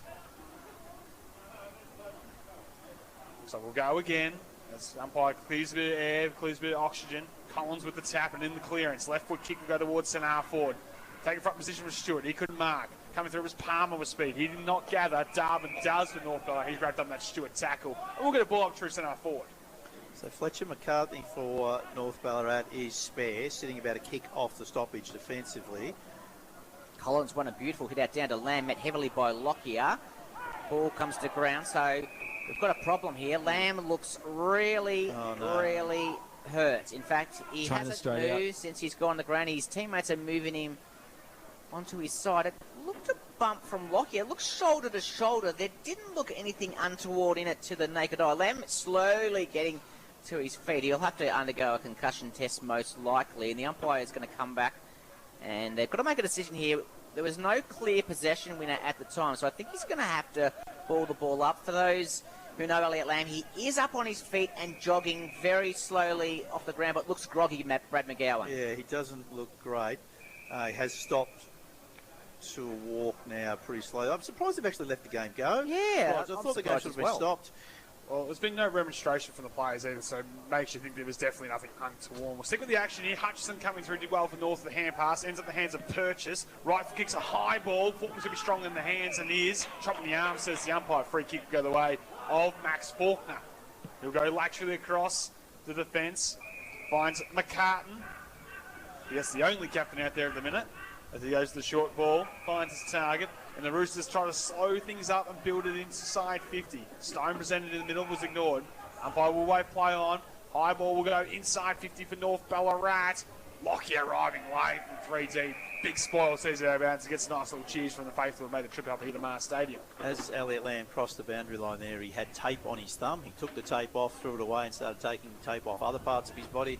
I think he's telling us his day is done. Yeah, went straight to the back of the bench, so I'd have to agree with you there, Macca. He's been super good too, Elliot Lamb. Enjoyed a fantastic quarter and a half as the ball comes back into play. One of his better games for the season that we have seen so far. So really unfortunate for North Ballarat.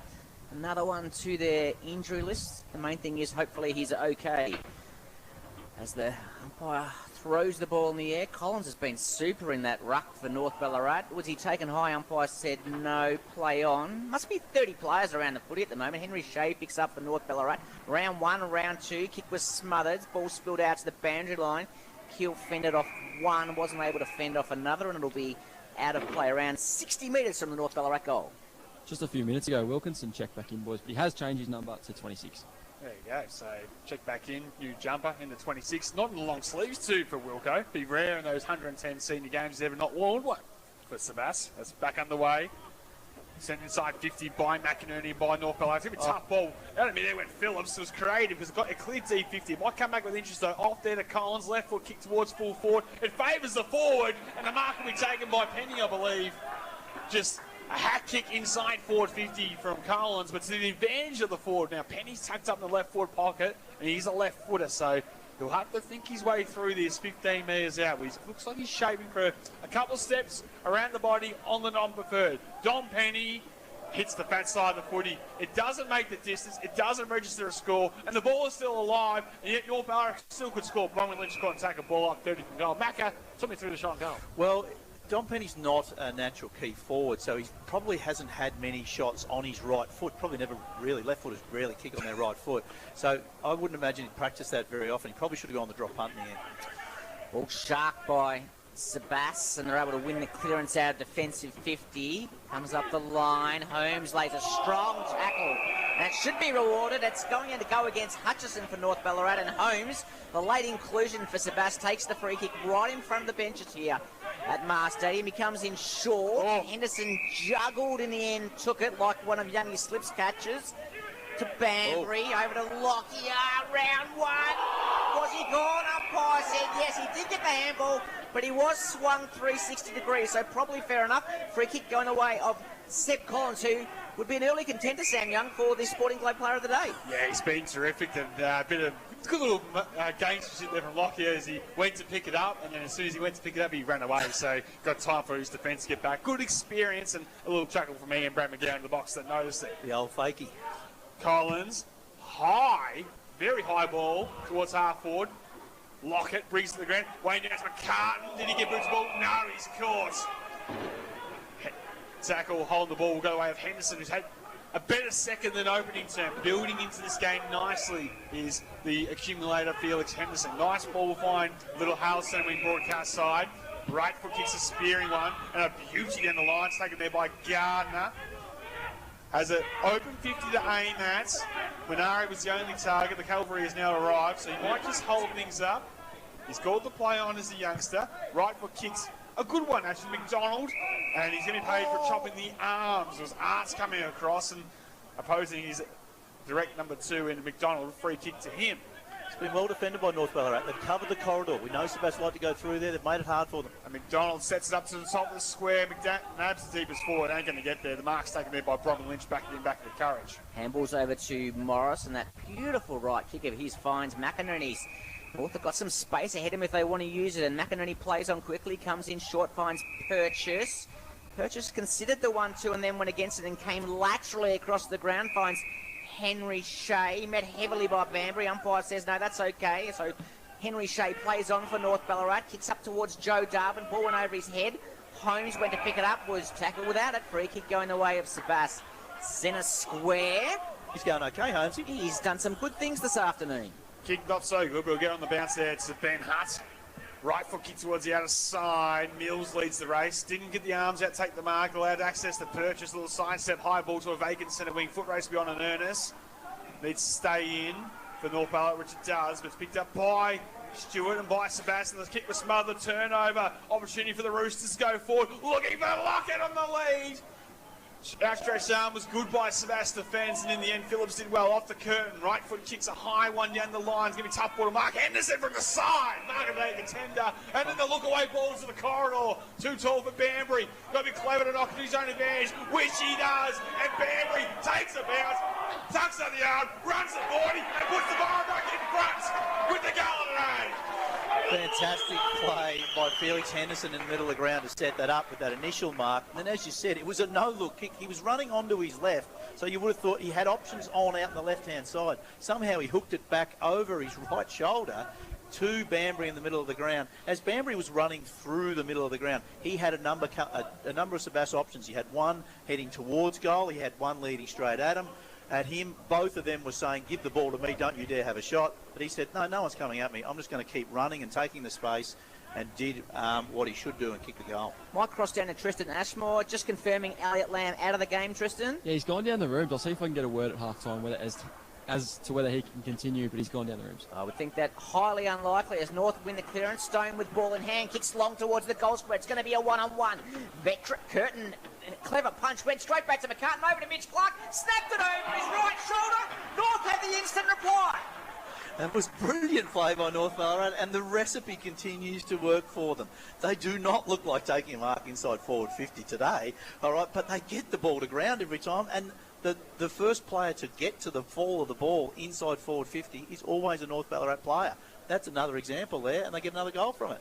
4-5-29, Sebas. I think that scoreboard's still to update. It is 4-6-30. The margin just 1 point in favour of North Ballarat on that Metro scoreboard. And that instant response again, twice Sebastian taking the lead back. I think combined hasn't lasted a minute in time in being in front. North Ballarat take back ascendancy. Around the ground, thanks to Go Vita, boys. Ballarat flexing their guns. They lead by 52 points against Bacchus Marsh.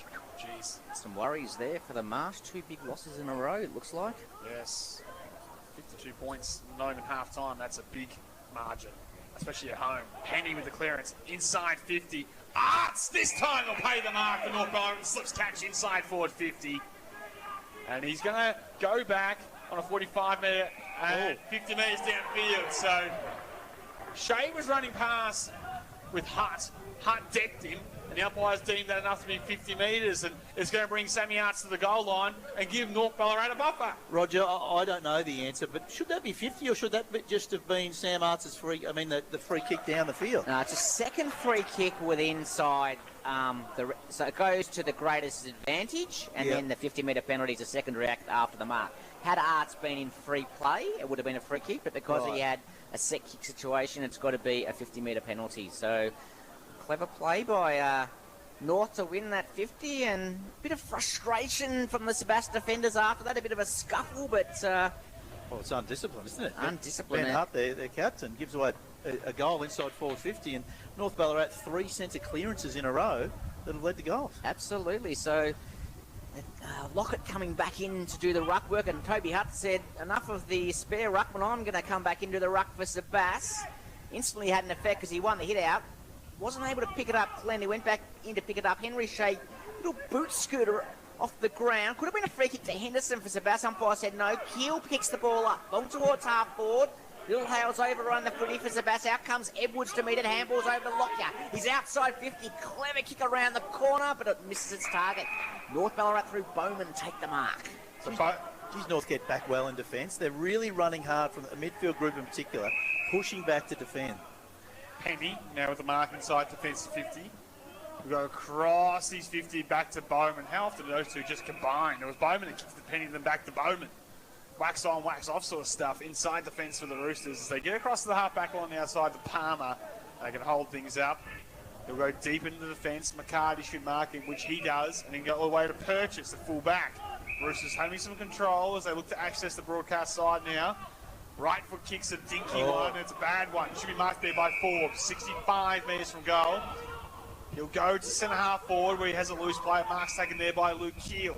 Too far out to score, but in a nice launch zone. On the lead's Toby Hutt. And he's too big, but he couldn't beat the mark. Forwards to turn. Penny now with it for the Roosters on the counter. Kicks a good one. Mark's taken there by York as they'll slow things up. And a missed opportunity for Sebastopol to get that response. And North might continue on here with Stone over the Lockett. They'll go wide to McCartan first. And McCartan will look to go inside 50. Pulls the kick. Found the target. Penny takes the mark. Great play by North Ballarat. When they initially got the ball, they only had one forward in their forward half, so they just had to be patient, chip the ball around and wait for players to move back into the forward 50. Penny, who started down in defensive 50, just worked his way through, takes a mark on the edge of 50. I've been really impressed with North Ballarat's ball movement. A month ago, they were slow and wide, and the ball kept going out of bounds. Today, they've been far more adventurous for them, and it is with the ball movement, and it's working for them. So distance won't be a problem for Penny from outside 50 on his left boot. Kicks long, looks wide. Keel actually got hands to the ball. Ball's free in the goal scorer, and Tony Lockyer handballs it over the boundary line. Tristan, I want you to keep an eye on Toby Hutt for Sebastopol. He looks definitely under some kind of injury concern. He's very slow to move around there in the centre of the ground. Sebastopol clear the ball out of defensive 50, up the wing, and on the full. So Seth Gunner, unopposed, kicked the ball over Jack McNabb's head, right in front of the benches out in the full. We did see Toby Hutt take that knock early on. I imagine that's what's going on. Some lower leg, groin sort of area. He's clearly not 100%, boys. He's been struggling all day. Bowman will use the stand rule to his advantage, go into the pocket, looking for the strength of Lockett in the contest. A nice floating grab. And good amends shown there by, looks like it was Garner, just floated aside there and took a nice grab. And called the play on. It's Wilkinson. You don't recognise him without the long sleeves. No, I didn't. You're right. Short ball got its way there to Fletcher. And Sebastopol can go from half-back on the broadcast side. We're approaching now 28 and a half minutes gone in this term. He's got Keel in the back. It's in half-back position. He looks to go across towards the other side, towards McDonald. Didn't take the mark. Has to bounce up well. Tries to make the whooping tackle. A little dinky kick got its way there to Hutt. He goes back inside the McDonald, and he's caught in a bear hug of a tackle, and he's gone on the ball. Just half a second to get rid of it was enough for the umpire to deem prior opportunity. We'll go away with Jacob Hutchison. Great pressure by North Ballarat, not letting Sebastopol switch the ball like they want to. Hutchison goes wide towards the boundary line, finds McCartan. So North been very impressive in these last 6 or 7 minutes after a strong start to the quarter from Sebastopol. McCartan kicks long inside 50 for North Ballarat. I talked them up, Sam Young. Talked them up, and he kicks it out in the full. Well, yeah, if you're going to have your small forwards roving, you've got to keep the ball in play. Sebastopol did have numbers back, but he pushed it just too wide because he was worried about those extra numbers for Sebastopol. Sebastopol laterally towards the fullback position to Stewart. He goes down the middle. It's a good kick to Banbury, one of their prime movers. He looks to play on. He'll give the handball receive off, but misses his target.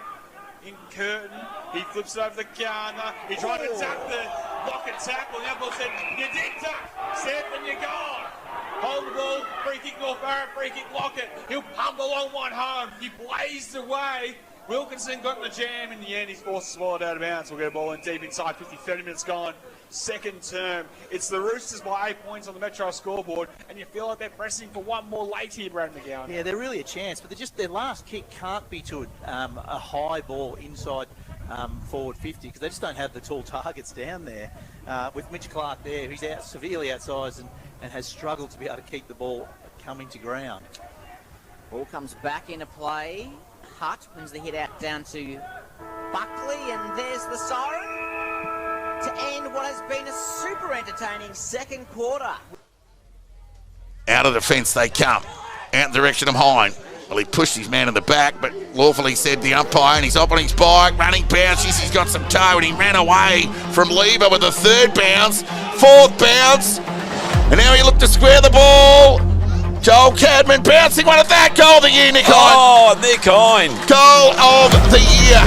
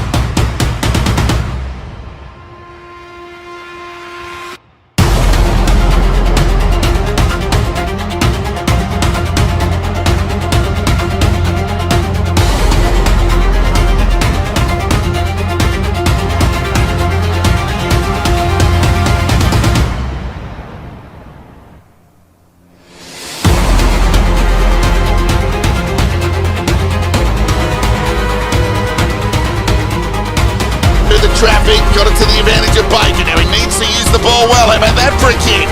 Found Fawcett, the man of the moment. Bereft of options, so he gave it to Bewley, who ran to 51. Will the bounce favour? Yes, it will! Terrific team goal from the Devils.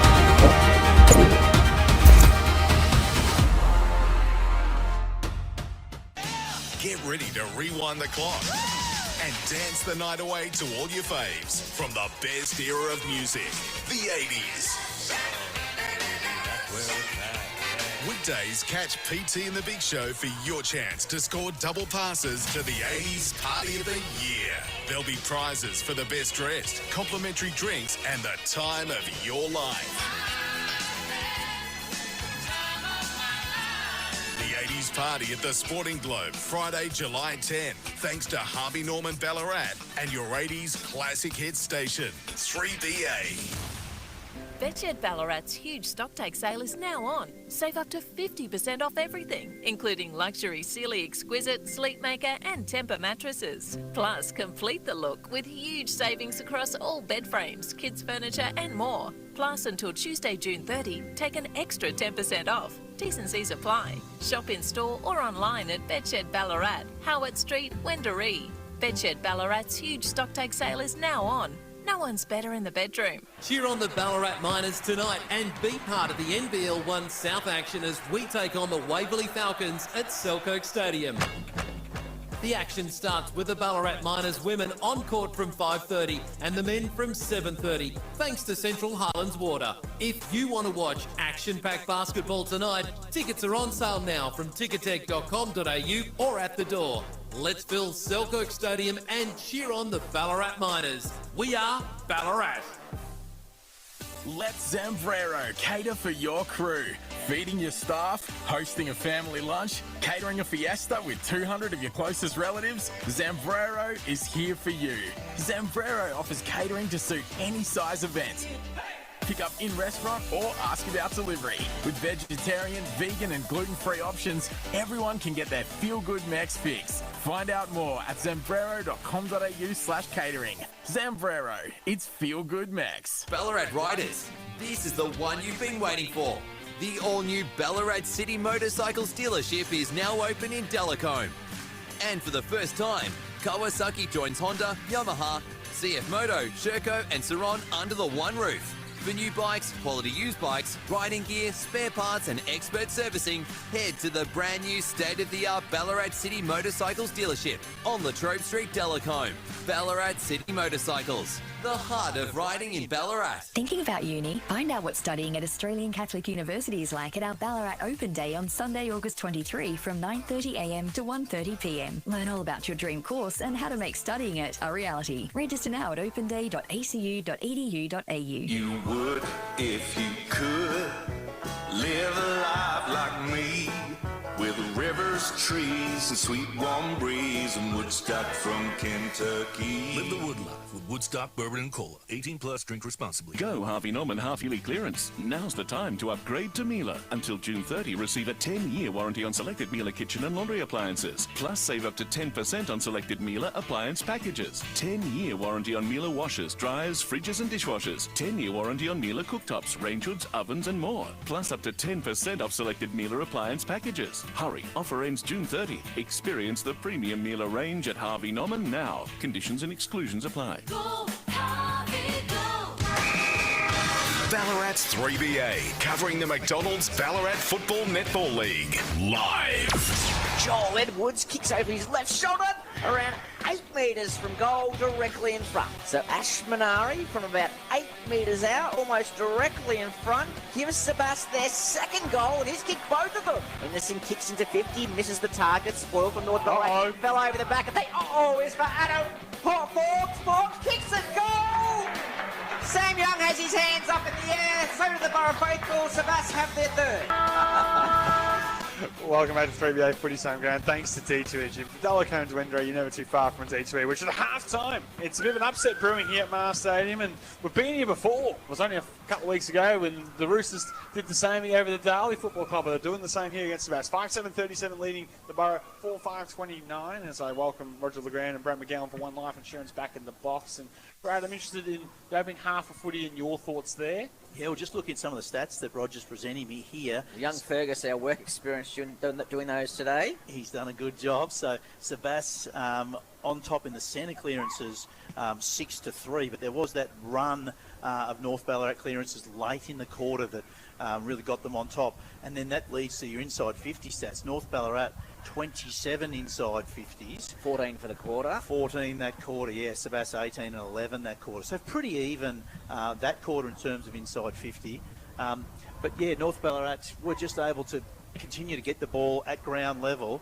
Once they won those clearances, got it inside 50, won the ball at ground level. And yeah, it's interesting. You just get all of these younger sort of local players for North Ballarat, young kids, and they've just come in and played with real energy today. And it's kept them right in this game. I was going to go quickly into our man Tristan Ashmore because he's been keeping an eye on the netball in the break. Have you got a score there for us, T? Yeah, boys, late in the third quarter, North Ballarat leads Sebast by 3 goals. So just like the footy, slim margin over at netball. Tight wrestle on the footy field and on the netball court. And you're right, I think, going back to what you were saying there, Brad McGowan, Sebast led twice in that term, and we kind of flew in the box. Here it is. They flex their muscle. They'll end up running over this young North Ballarat side, but they kept finding a way. And it might not be pretty. It may not be drawn up in Clint Proctor's coaching manual, how to score, how they've done it today. But it's been effective because you know what? The one thing that they've had to bring today, there's one thing that every player can bring each week, and it's effort. Yep. And that's what they've brought today. I mean, last week, to their own admission, they didn't bring it to the Ballarat. They were not at their best. Today for Sebast, full 180, if you will. They've brought the effort, and that's why they've been fruitful and leading on the scoreboard. Yeah, I agree. And look, the nice big ground and the good conditions help a young side. The young side started well, and I do think they've been well coached because they've certainly made progress since we last saw them. A month ago, North Ballarat was slow down the line. They looked pretty boring, and we said by pretty much quarter time they can't win this game the way they're moving the ball. Today, they've been far more adventurous with their ball movement. And as a result of that, they've been able to get more effective inside 50s. Even though they haven't necessarily been able to mark the ball, they've at least been able to get the ball deeper inside 50. And I really have been impressed by North Ballarat's ability to cover the corridor. Their small forwards get up the ground really quickly and get into the centre of the ground. Each time you look up, they just despise going down the line from the half-back. They always change the angle and try and switch or go through the middle. But North Ballarat have been able to cover that off, and a couple of times they've turned it over and scored as a result of doing that. So I've been quite impressed by their coaching as well. And who are the contenders for the Sporting Globe Player of the Day award thus far, in your mind, Brad McGowan? Well, for Sebastopol, Banbury started to get going that quarter. He was pretty handy. I thought Dom Penny's been very good for North Ballarat. Hasn't had a huge weight of possession, but when he's got it, he's either set up goals or kicked them himself. Josh Morris for North Ballarat's been really good. Lockett's been down great. the back line. And Lockett has been fantastic as that key position player. They're outsized, but Lockett seems to be everywhere. At he times, does. he's at centre half forward and he has an influence. He's in the ruck, he has influence. He's deep forward, he has an influence. So he's had a huge work rate. And Collins has been great in the ruck. He has, yeah. As we said, Collins, they've got 2 or 3 other players that they would love to have, taller, stronger players in the ruck. But Collins is so athletic. He just gives you so much effort.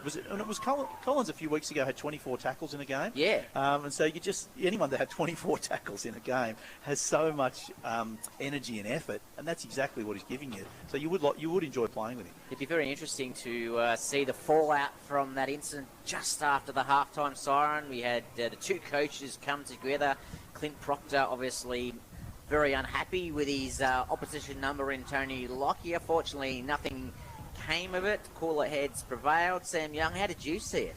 I reviewed the footage in the break, and look, at the end of the day, Lockyer, he comes off the line, he leaves his man, he elects to bump, and he collects Lamb high, and it's all about impacts. Lamb will take no further part in the afternoon, as reported well by Tristan Ashmore. Looks like he's failed concussion protocols.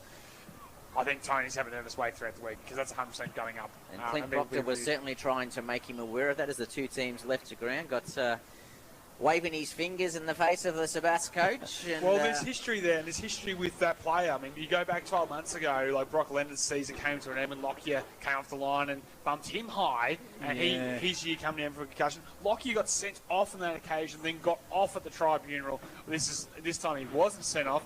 Does he get off at the tribunal? That'll be the conversation. If he gets to the tribunal. Well, that's if he gets there. You don't think of Tony Lockyer as a sort of player that would deliberately try and hurt someone. He generally plays the ball. But it's good to see Clint Proctor, the coach, sticking up for his own player. That's what coaches would naturally do. They'd feel a level of care for them, anyone that gets injured, particularly a concussion. So that would add to the extra heat of the moment, I would suggest. Well, you can see on the footage, he puts his hand up straight away, does Lockyer. So there was no malice in terms of the contact. The reality is, though, the impact has resulted in the player not being able to take any further part in the game. Well, if that happens in the AFL, it's automatic 3 weeks, isn't it? So you would expect, if you make contact with a player and they get concussed, you get 3 weeks, then you can go up and appeal for that. So I think you're right. Tony will have a case to answer for. It's time to go around the grounds thanks to Go Vita, your local health store, and Redan, causing one of the upsets of the season. I said they were a chance, and they're proving me right. 7-5-47 over Darley, 4-3-27. You got Melton 8-5-53 leading East Point 5-5-35. We go up to Bacchus Marsh. It's Ballarat Swans 10-5-65 leading Bacchus Marsh 2-6-18. And just the game behind us, Lake Wendouree 4-6-30 on the scoreboard. Sunbury 8-9-57. As you got some updates from the Central Highlands Footy League, I believe, Roger. Do. So Skipton playing Rokewood today. Old rivalry. Really goes back generations of the Skipton-Rokewood rivalry, and it's Skipton with a 36-point lead at halftime over Rokewood.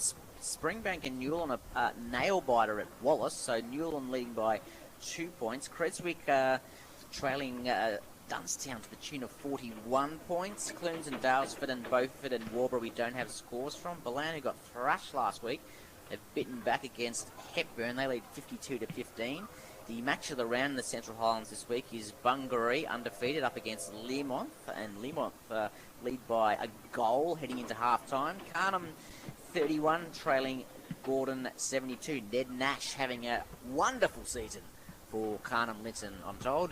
Best name, the best player every week bar one. Is such as the influence. We saw great things for him for North Ballarat in previous seasons. Wouldn't he be making a difference to North today? Certainly would be, but they are leading on the scoreboard here in match round. In the AFL, Bradley? Yeah, Carlton playing West Coast at Marvel Stadium, and Carlton lead 13-13-91 to West Coast 9-8-62. So it's Carlton by 29 points with 8 minutes to go there. And as I look at some of the stats for the players, I think it's the top 11 players are all Carlton in terms of statistics. So Sam Walsh on top with 33 possessions. Carlton look like they'll get the win there. We're going to take a break here at Marseille. Thanks to our number one ticket holder, D2E Jim. You're listening to 3BA Footy's Home Ground. If there's one thing we know about winter in Ballarat, it gets mighty cold. But never fear, PT and the Big Show are ready to turn up the heat with 3BA's Winter Warmers. Head to 3ba.com.au, fill in a few details, and like a heated blanket, you could be toasty warm in no time. Up for grabs, we have heaters, heated jackets, dinner vouchers, bedding, and we may even pay a winter bill for you. PT's Winter Warmers, on now thanks to Toyland, Total Tools, Creswick Woolen Mill, and your snugly warm station. 3BA 102.3.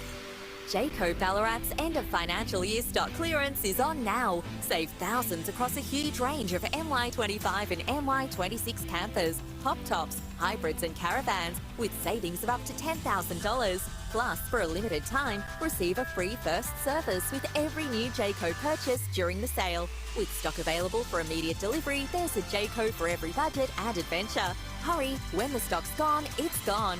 Visit Jayco Ballarat today. Sale ends June 30. Ends June 30. Harvey Norman half-yearly clearance. Don't miss up to 30% off Windows 11 computers. Dyson V8 stick vac just $378, save $270. Save over $1,000 on Hisense 75-inch mini LED TV. And save $600 on Motorola Edge 60 Pro, now just $597. That's half price. King Coil Conformer Embrace Queen Mattress, choice of 4 feels, just $749 each. And Ninja Woodfire Outdoor Oven, now just $424, save over $100. Harvey Norman half-yearly clearance ends June 30.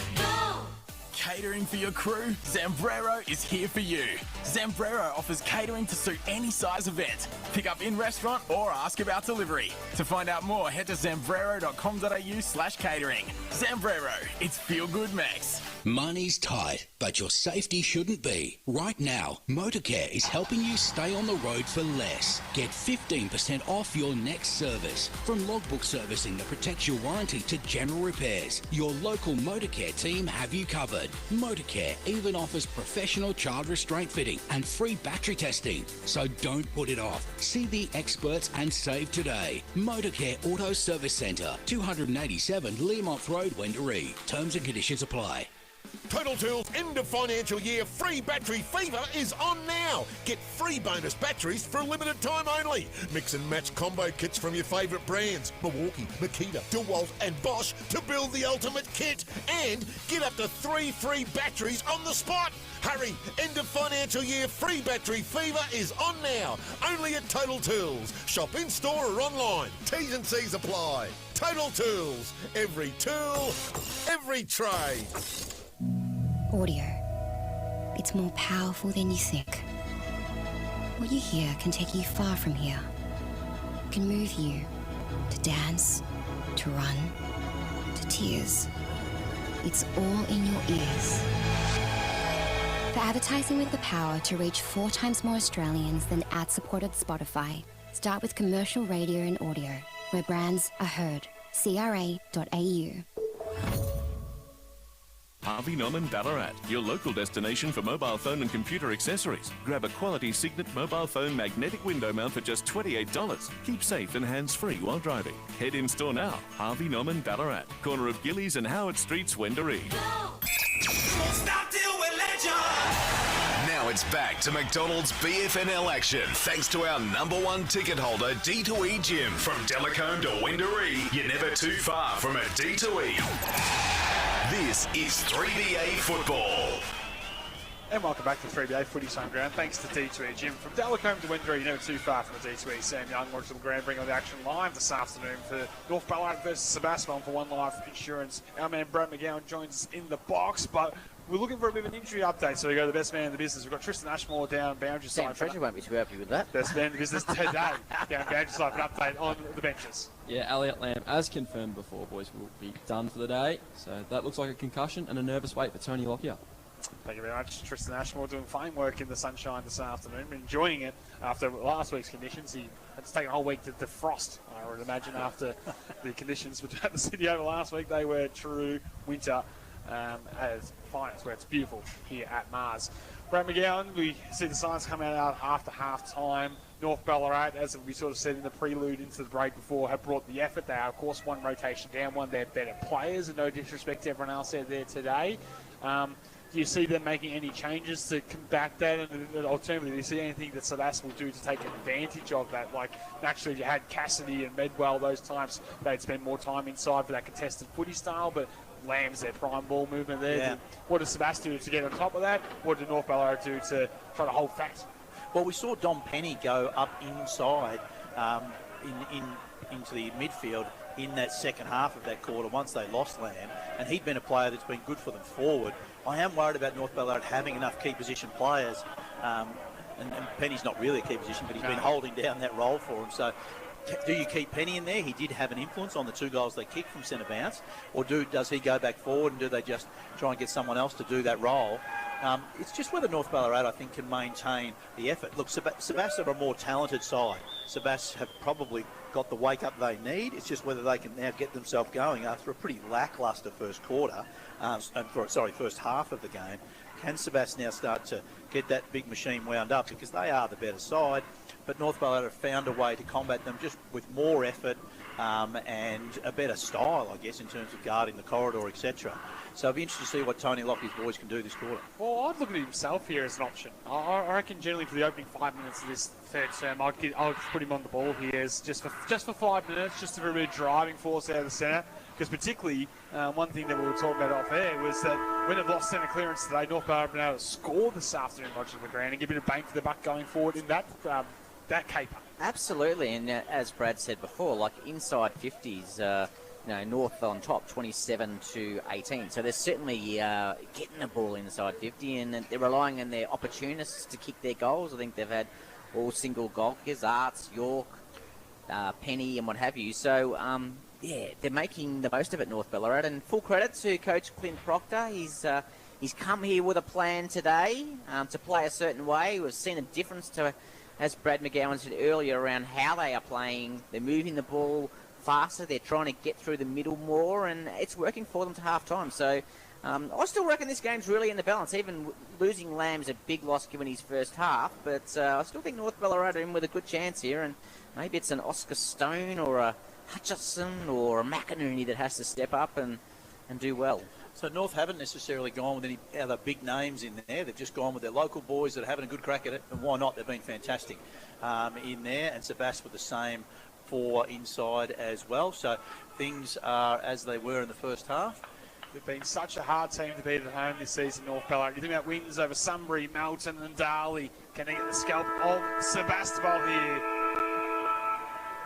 at Mars Stadium? We're ready to go to start the second half. Collins and Hutts resumed their battle, and Collins got the tap. Stone, that man that Roger McGran mentioned, picked it up. He was able to emerge from it. Shea, who hasn't missed since making his debut against East Point back in round 4. And it's looked good again this afternoon, the number 18. Hutt wins it down for the Borough. Shea, hand pass was broken up there by the Borough and by Fletcher. His ball at the top. Got the keel. Dinky kick will go inside 50. Bowman spun out of a jam. Got the handball away just in time. Clearing kick will come from Shea into the middle of the ground fortuitously. Find the light there of Stone. Shea's been very impressive for North Ballarat. Stone plays on quickly. Goes on the handball to Penny, who's got that long, beautiful left foot kick. And from 60 metres, he has hit Mitch Clark on the chest, and he's going to line up for goal 30 metres out directly in front for North Ballarat. One of the buzzwords at the moment in footy is the disconnected forward, which means a full forward just stays on the goal line. Okay, he was 90 metres away from the play there, then got on that big long lead and was able to mark it. The one thing he does have is speed over his opponent, and he used it well then. So Mitch Clark, in just his second game for North Ballarat, he has won this afternoon, and he has given... I don't know how to describe that kick. That is, it's landed on the bounce before the boundary line, almost laterally from where he kicked it, Sam Young. I can't explain it. Can you please do that for me? Terrible. There was some words I wanted to say, but it wasn't radio appropriate to describe that shot on The goal. mark was better than the kick. Absolutely. Lockett making amends, takes it out of the ruck. Look away ball to off the Stone. Right foot kick the full forward to Clark again. Couldn't be paid the mark. And in the end, we'll get a ball up 25 metres out from goal. He's getting himself in front though, young Clark. Showing some promising signs. Deep inside 50. Lockett again with the tap. Stone on the move. Hand pass off. Right foot snap by North Ballarat towards full forward. Off hands. Clark couldn't mark. Phillips coming through. Had to be strong. Wrap between him and Clark. Almost sandwiched between their two frames. We'll get a ball up the 2 minute mark. Deep inside forward 50 for North Ballarat, who dominated the territory again. Yeah, that's right. Again, North Ballarat just looked a bit more aggressive than the Sebastopol do. Ball thrown up just outside the goal square. North Ballarat, the umpires found a free kick. It's going to be a block. And actually, the right free kick. Yes. You heard the odds, and we all thought he was going to pay it to North Ballarat mistakenly, but he got the free kick right then, and he's paid a block against Jai Lockett, and it's going to go to Big Toby Hutt. He kicks across the ground dangerously. Henry Shea able to intercept, wasn't able to mark, but got the footy, got around Big Phillips from the boundary line. Jeez, for a moment there I thought he'd pulled off the impossible. He wasn't able to. It snuck in for a point. North Ballarat 5-8-38, Sebastopol 5-29. One of the things about youth is it gives you the level of confidence. You don't know any different. That was confident, borderline arrogant. He just stepped around him and said, I'm too fast for you, you old bloke. All right, had a great shot on goal. North just looked quite exciting at the moment. It's that, as you said, there's that youthful exuberance that North Ballarat brought to Mars Stadium this afternoon. Lockyer plays on, trick play down the middle. Looking for Edwards, it won't get there. Bowman from the side has paid the mark. So Bowman with it for North Ballarat. Middle of Mars Stadium. Slows things up. It's been a real quarterback again this afternoon. He'll give the handball off to Morris. 75 from goal. Chip pass was smothered. Can Sebas get it on the turnover? Spill it out the back, maybe. Fletcher breaks the tackle. Handball to himself, if you don't mind. Then into space. McCarty leads the race for North Ballarat. Then he slips over, has a problem. Handball side might be broken up. Opportunity for Fletcher to make amends. Looks for Little Hales. His little knock-on didn't work out. Stone gets back. Good below his knees. Off to Bowman. Dinky kick got his way to Shea. And off he goes with the right foot kick. And he finds the target. That target is York. Has one goal this afternoon. Ethan York, it's his second game for North Ballarat. Debuted last week. He's called to play on and kicks long inside 50 in direction of Lockett. Toby Hutt gets back to effect a spoil. Bromley Lynch does the spoil. Handball's back to Lockett from outside 50 on the left boot. Is it going to roll over the top? No, it's not. Through for behind. North Ballarat 5-9-39. Sebastopol 4-5-29. Brad McGowan all North to start early stages of the third quarter. Yeah, just good play by North Ballarat and by Lockett in particular there for North. He was able to bring the ball to ground. Sebas again had 5 players all around the ball. One of them wanted to mark it.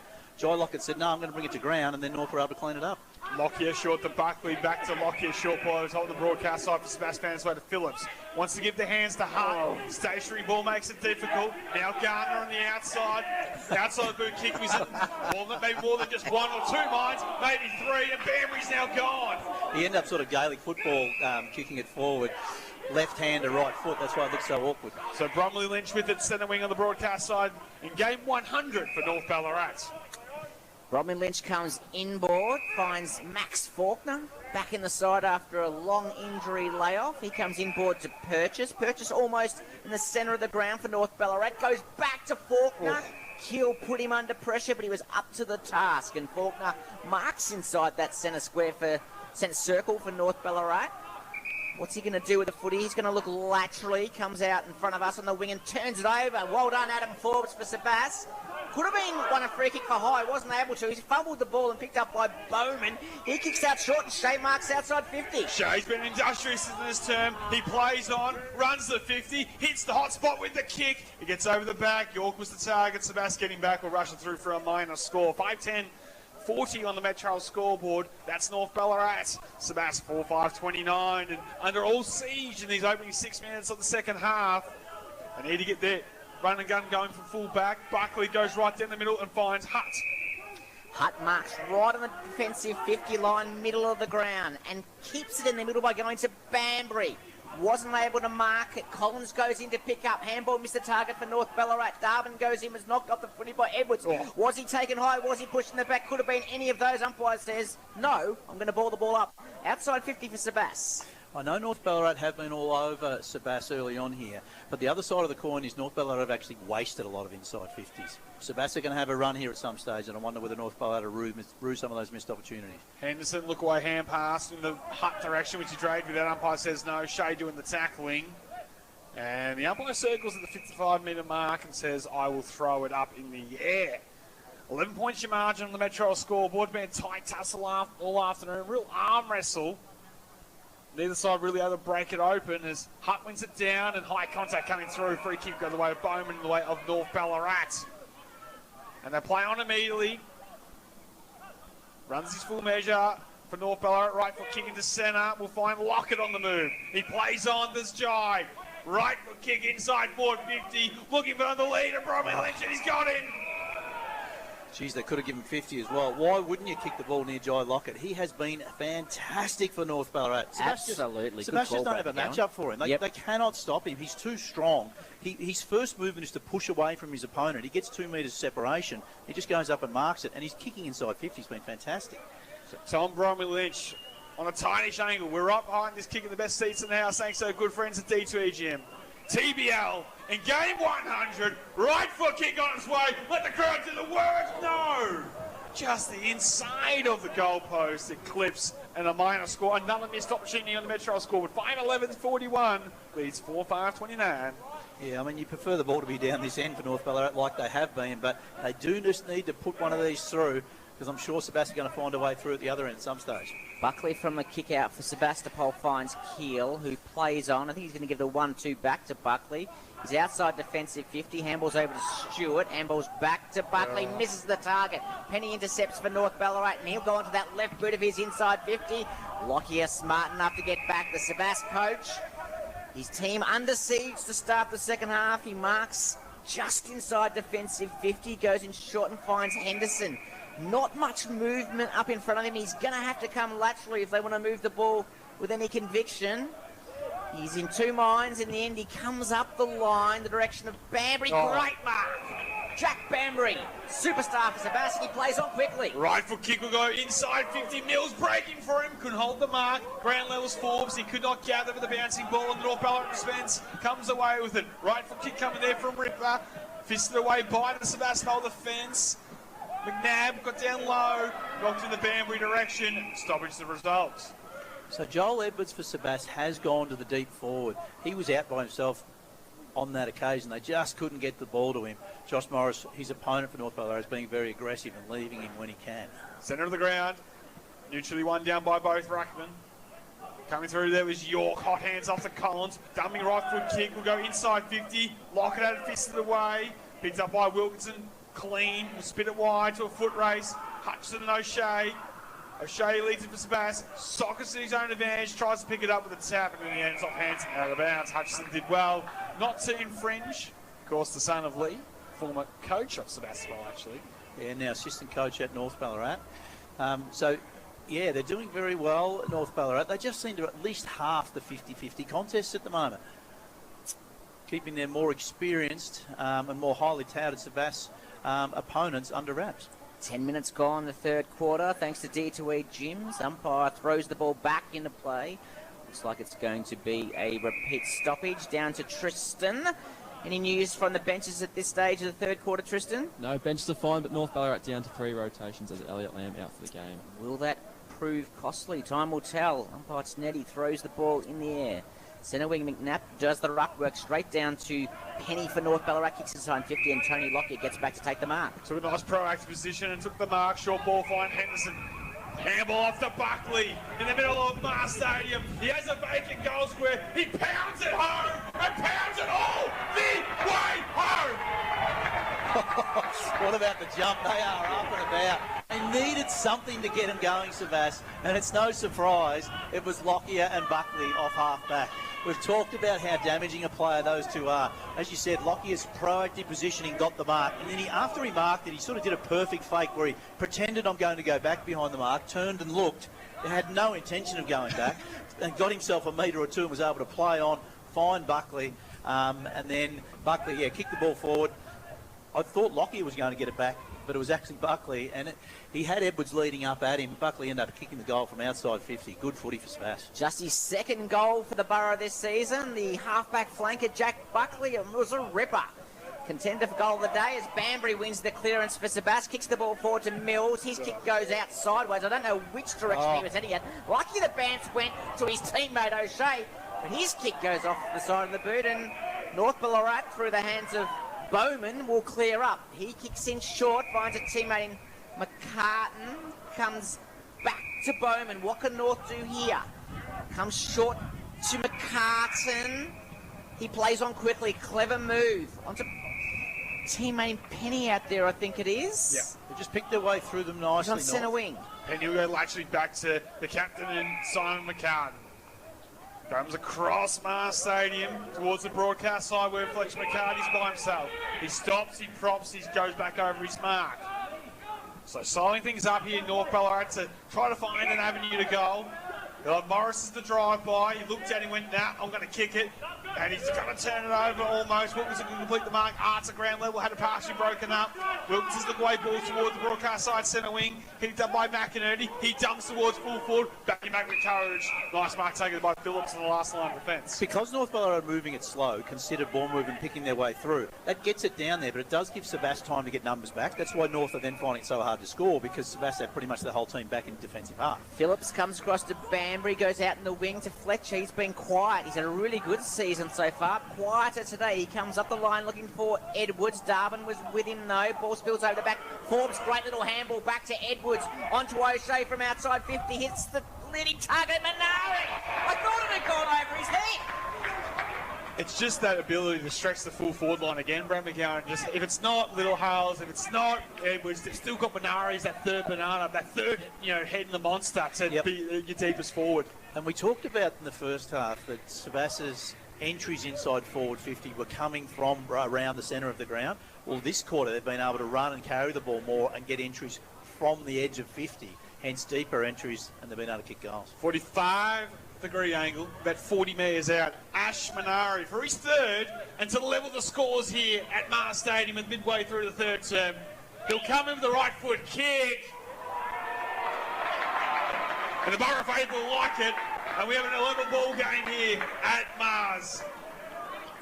Yeah, it's unfortunate for North Ballarat. They've had really all that play for the first 10 to 15 minutes of the quarter. You just knew it was going to come back and bite them, didn't you? But, as I was saying earlier, because they're moving it slow, it's making it harder for North to score. So do you say, well, we need to be a bit more attacking and flow the ball a bit faster? We might take some more risks, we might turn it over more, but we might get some more one-on-ones inside 50. I don't know. It's hard to think that one all the way through. Metro scoreboard reads 5-11-41 North Ballarat. Sebas 6-5-41. 14 minutes into the third quarter. All thrown back up. Hit in the direction of North Ballarat. They'll win the clearance. Penny off the ground inside 50 for North Ballarat. Buckley tries to pick up.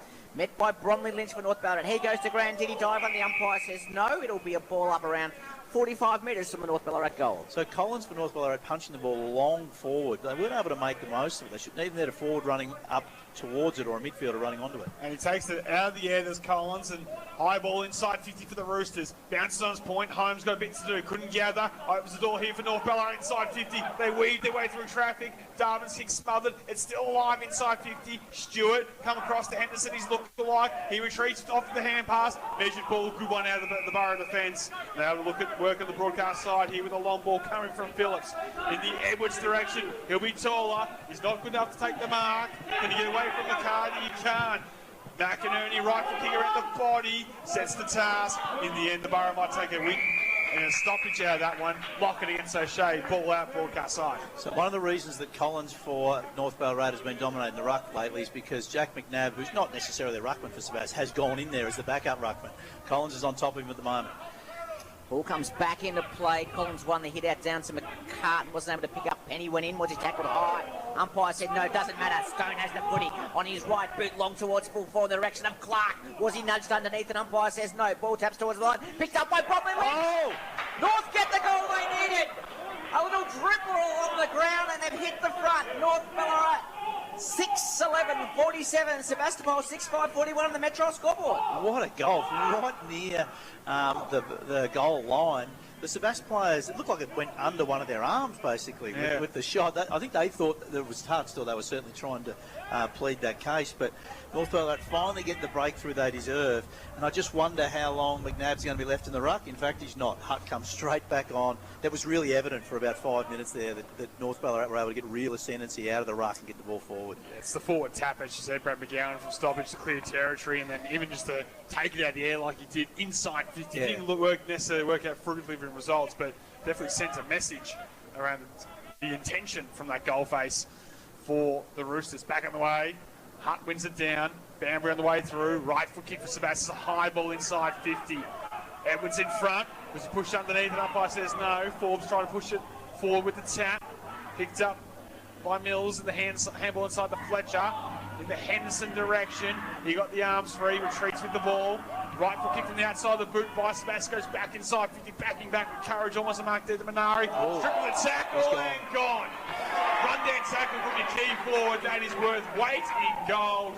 And it's Joel Edwards with it. Drought breaker, will it be, Sam Young? What was it, 660 odd days? I'm going to let you call this as you... 56 days.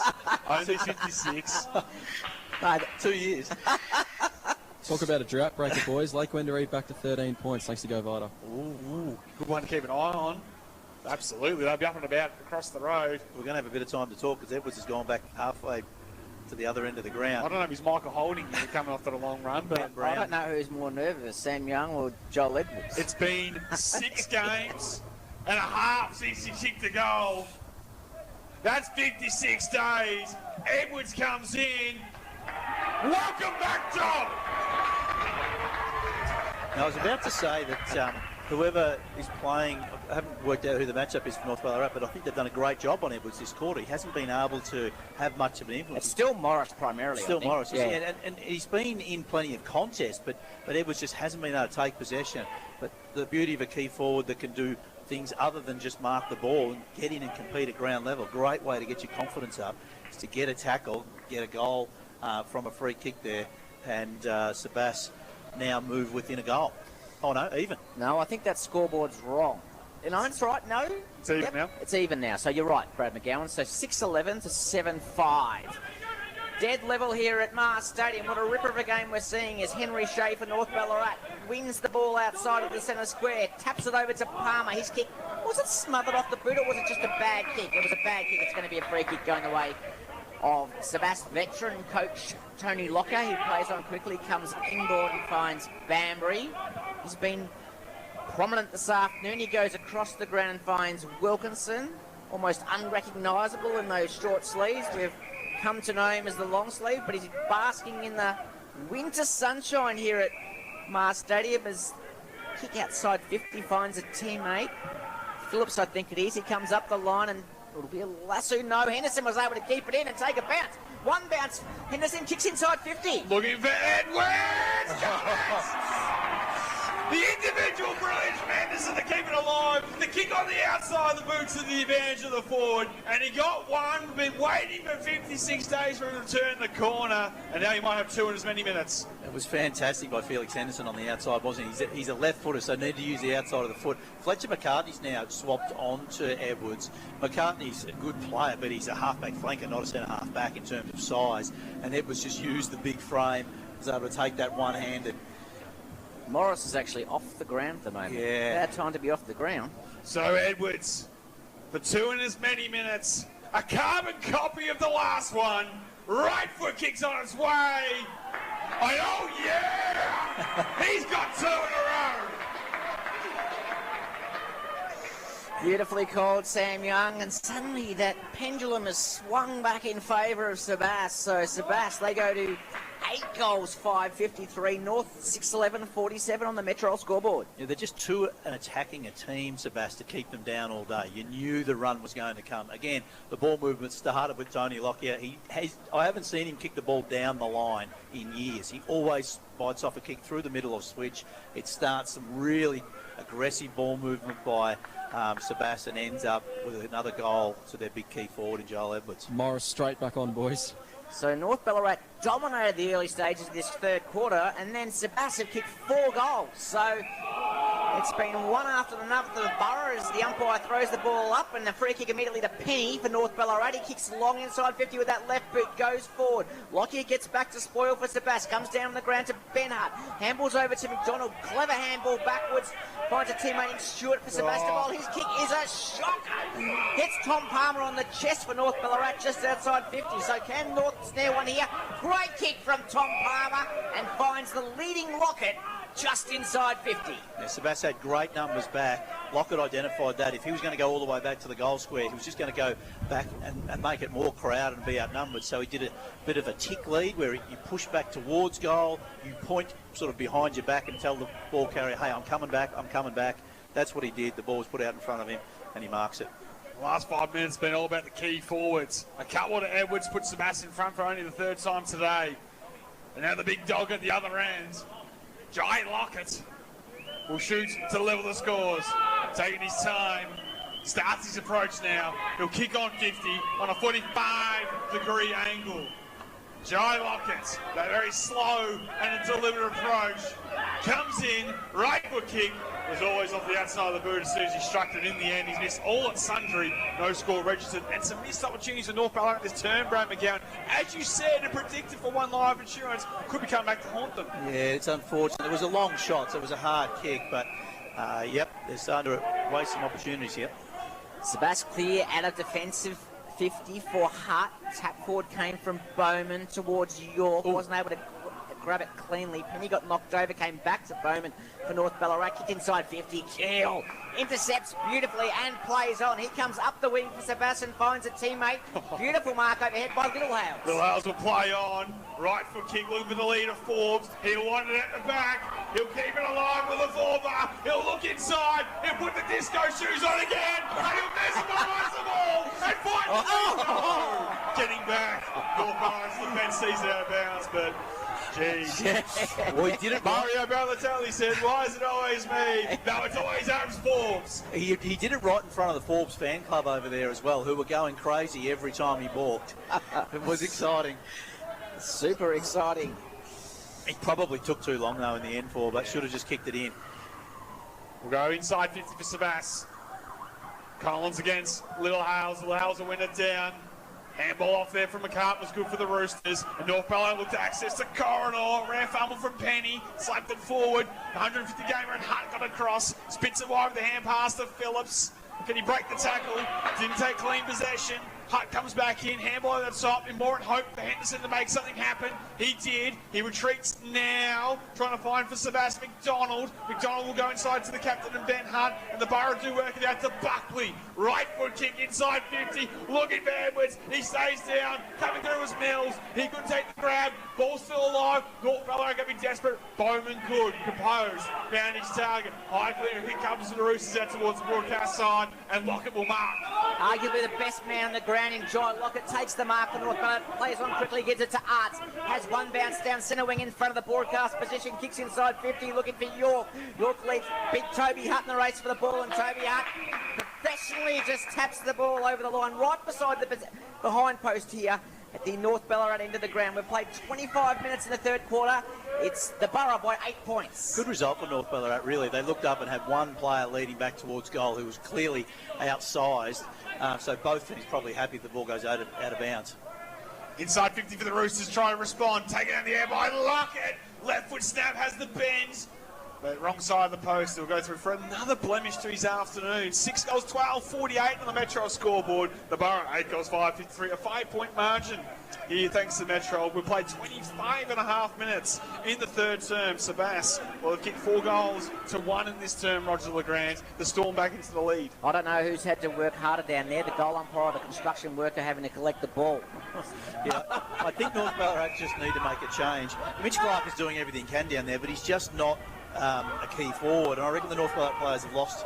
They don't want to kick it into him anymore. They've lost the confidence in him. So Jack Buckley ran the ball out of full back and kicked it along the ground, which allowed North Ballarat access to the footy. Tom Bromley Lynch snaps on his left boot. Can Phillips pick it up cleanly? He can't. Clark goes in for North Ballarat to pick it up. He can't pick it up. Taps it back to Bromley Lynch. It'll be A ball up, will it right beside the behind post. So dying stage to the third quarter, 26 minutes down. Can North snaffle one more?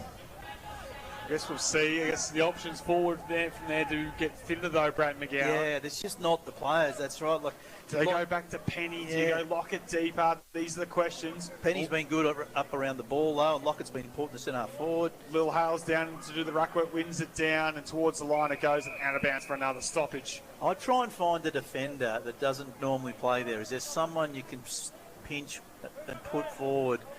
I don't know. It just doesn't seem to be working with Clark at the moment. Who has the stretch to go deepest forward and still be an aerial presence? Lockett says, I'll take it out of the ruck. Penny coming through. He couldn't find his target. Sebastopol exit with a clearing kick from Little Hales out to the outside. McNabb took front position, had fisted away there by North Ballarat. And in the end, we'll get another stoppage. Around the ground, thanks to Go Vita, boys. East Point back within a goal, and Darley have taken the lead for the first time today. Thank you, Tristan Ashmore, for those around the ground scores for Go Vita. Collins won the hit out. Fletcher, was he tackled out? The umpire said no. Arts picks up for North Ballarat. Handball straight to Butler for Sebastopol. Oh. He was tackled. Geez, that looked a hot, cold the ball. No prior opportunity in my book, but my book doesn't matter. It's a free kick to North Ballarat, and that's going to go the way of their captain, Simon McCartan, who will line up on the outside. He ran across the mark. Oh, it's 50 metres. Yeah, yep. The Sebastopol player clearly ran straight across the mark, trying to get to his opponent. Everyone saw it, including the umpire. What a mistake. 27 minutes in the third quarter. And I don't think McCartan had it in his leg to kick it that far either. I reckon the 229 games might have caught up to him with the distance there, Simon McCartan, and it went right on his hammer. But from the goal line, he'll put North Ballarat back in front. Oh, that's poor by Sebastopol to not even have someone on the goal line, just allow him to stroll in like that. How are North going to score today? Well, they've found 7 individual goal kickers thus far. 7-12, 54. They lead the Borough 8-5, 53. Don't go anywhere. 28 minutes gone, third term. We're up for an absolute grandstand finish here this afternoon at Marseille. It's an absolute ripper, Roger LeGrand. It certainly is. So he'll learn from that, hopefully, Seth Gardner. He's got his head down at his shoes at the moment. He knows exactly what he did. 27 minutes in the quarter, and you give away essentially a goal. Sebastopol runner straight out to him. Probably just a time to keep his head up, but we'll be thinking about that one for a while. From the start of the day, we've been wondering how North Ballarat are going to kick goals. That's 2 goals from 50-metre penalties. They're on 7. You can't afford to do that. Little Hales wins a decisive hit out in the ruck, but doesn't really go to advantage and comes straight back in his direction. Comes back to North Ballarat, another clearance their way, kicks forward in the direction of the man who kicked the last goal, McCartan. There's the siren to end what has been an entertaining third quarter. Sebas kicked the 4 goals in that quarter. North Ballarat just the 2, but North also kicked 5 behinds. They had many chances to put themselves ahead, but in the end, they lead by just 1 point on the Metro scoreboard. They're 7-12, 54. Sebas 8-5, 53. We're going to take a break and come back with Brad McGowan's wrap-up on the third quarter on 3BA, Footy's home ground. Jonesy and Amanda. Bringing a good vibe to drive. Nicknames for workmates in Australia. I think you probably have used or been called some of these. Okay. If I was to say Harvey Norman. 3 years, no interest. How about sensor light? Only works if someone walks past. Nice. Noodles. I hadn't heard of this one. Thinks all jobs take 2 minutes. Deck chair. Always folds under pressure. Bush ranger. Holds everyone up. What if you were calling someone F-Pot? Oh, that's a good one. Takes credit for everything. I love this one. Milo. Because he's not quick. Jonesy and Amanda. For the drive home. Weekdays 4 till 7. The KGM Rexton factory bonus is on now. Save over $5,000 on all Rexton models from $46,990. KGM, built to last. T's and C's apply. Excludes EVs.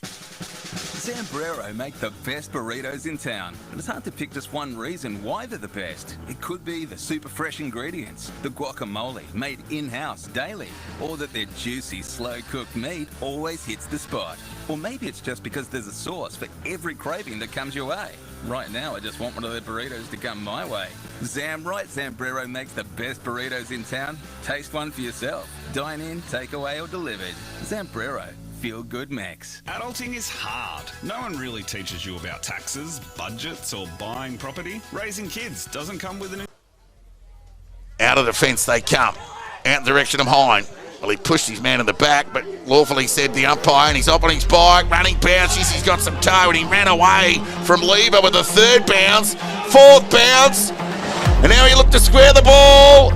Joel Cadman bouncing one at that. Goal of the year, Nick Hine. Oh, Nick Hine. Goal of the year.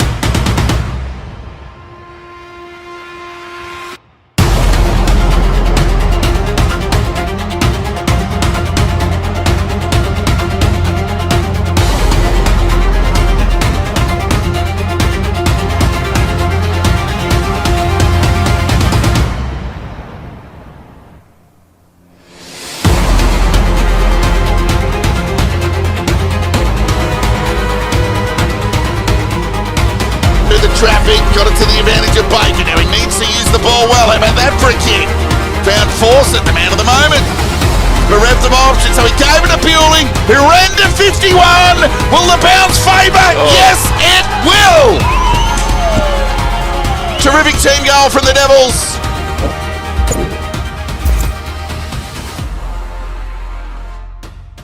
The Ring Road's Wendouree. T's and C's apply. LMCT 10285. Free delivery on the KFC app all June. Okay, don't move. Stay exactly where you are. Open the KFC app and let golden, crispy, mouth-watering chicken come to you. You deserve it. Offer ends June 30, then spend $30. T's and C's apply. Ballarat's 3BA, covering the McDonald's Ballarat Football Netball League. Live. Handball off to Buckley in the middle of Mars Stadium. He has a vacant goal square. He pounds it home and pounds it all the way home. Onchuose from outside 50 hits the leading target, Manari. I thought it had gone over his head. About 40 metres out, Ash Manari for his third, and to level the scores here at Mars Stadium and midway through the third term. And the Borough faithful like it. Welcome back to 3BA Footy Home Ground. Thanks to D2E Jim. From Dalacombe to Wendouree, you're never too far from a D2E. As it's North Ballarat by 1 point on the Metro scoreboard, and for One Life Insurance, Brad McGowan, interested in how you see this final term about to play out. Well, if we just think quickly about that last quarter, it was 11 inside 50s each, but Sebas were far more effective. Rog, you've got the scores for that quarter. 2 goals, 5 to North Ballarat, and that was pretty much 5 behind to start the quarter. Yep. So 4 straight. So 4 straight. So Sebas so much more efficient going inside 50. Both had the same number. We did wonder whether North Ballarat would rue that. I think they had the ball when they were entering. There was just more traffic in there. North Ballarat built the ball up slowly, and when they got it in, Sebas had lots of numbers, which just made it harder to score. Plus, they don't have a traditional key forward, so they're finding it hard. They're trying to chip it around and kick goals from stoppages and things like that. So it's whether North Ballarat can find a way to score a little bit more efficiently in this quarter. I do think they're the ones that are playing with a bit more emotion, and you could see Sebas were pretty flat as they went into their huddle after giving away that 50-metre penalty and working hard and getting themselves back in front. I know they still, only trail by a point at the moment, but it'd be just interesting. Tony Lockyer didn't look all that fired up. He just looked like he was calm and measured in that huddle. Which huddle was Tristan in, buddy? Oh, man, Tristan Ashby, I think, was listening to North Ballarat's huddle and to Clint Proctor. And what do you have to say, Tris? Yeah, Clint Proctor was all about how this is a massive opportunity for this side. Obviously, 4 weeks ago, they got pummeled by the same opposition, but massive in belief, and they're talking about how this is a big chance to get 4 points. They just were big on taking advantage of when Hutt was off the ground and McNabb was in the ruck. They wanted to keep their shape, and they just wanted a bit more control while staying disciplined. Very much, and that's exactly to your point, Brad McGowan. In that term, it's highly identified, to take that advantage of Collins on the ruck. Well, in the second quarter, they put Little Hales in the ruck instead of McNabb, so I wonder whether they do that this quarter. Maybe they want Little Hales to stay forward. Maybe he's carrying an injury, I don't know, but I think if I was the Sebas team, I would be saying, no, we can't afford to have McNabb go in there because he's just not athletic enough against Collins. Ready for the final term. Here's Roger LeGrand to kick us off here at Mars Stadium. What a game it's been. throws the ball, and Collins, who's been super in the ruck today, kicks it inside 50. Lockett, round one, round two, snaps onto his right boot. Ball on the bounce towards Clark. Not able to pick up cleanly. Curtin was for Sebastian. Dangerous. He kicked it anywhere. Very dangerous, as called by Sam Young. And Lux of Fortune falls into the arms of Ben Hart. His kick is equally as dangerous. Looking for his coach. Great spoil by McInerney. He was able to keep his feet. Lockyer goes in for Sebastian. Taps in the direction of Penny, who gave it to Arts for North Ballarat. A dribbler inside finds York handballed it back to Arts, went onto his right boot, snapped it over the shoulder, and luckily enough to sneak through from behind for North Ballarat. The first score of the last quarter. They got a 7-13-55, Sebas 8-5-53. So Sebas with a kick in, look out for Edwards down the middle. That's what they love to do. A bit of panic to start with the ball use from Sebas. Buckley, as Brad McGowan called, right down the middle. It'll hit the turf, it'll bounce at the back, and be fisted forward by Morris. High ball for Hutt to wait for. York look away, ball towards centre half forward for North Ballarat. Was clever. Umpire puts whistle away. No free kick for high contact. We'll get a stoppage. A true centre half forward in the opening couple of minutes of this final term at Mars Stadium. Hutt wanted down, stolen by Collins though. Left foot kick from centre half forward towards full forward. And has to be a free kick. Unrealistic attempts against York will go the free kick the way of Buckley at full back. So Jack Buckley, in one of Sebastian's better players this afternoon, kicks in the direction of Little Hale. Strong mark overhead in front of Palmer.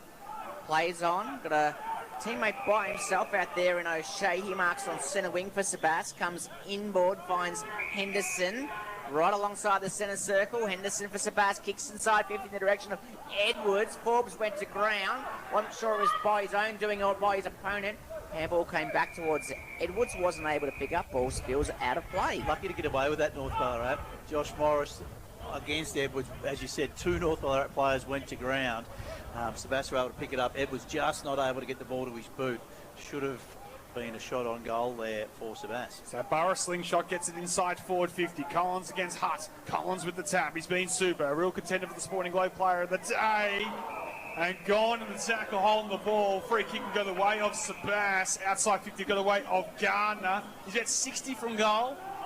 He's able to pin the arm and retard his opponent away from the footy. And now we'll go play on. Dumbo, really high ball. A really tough one to mark.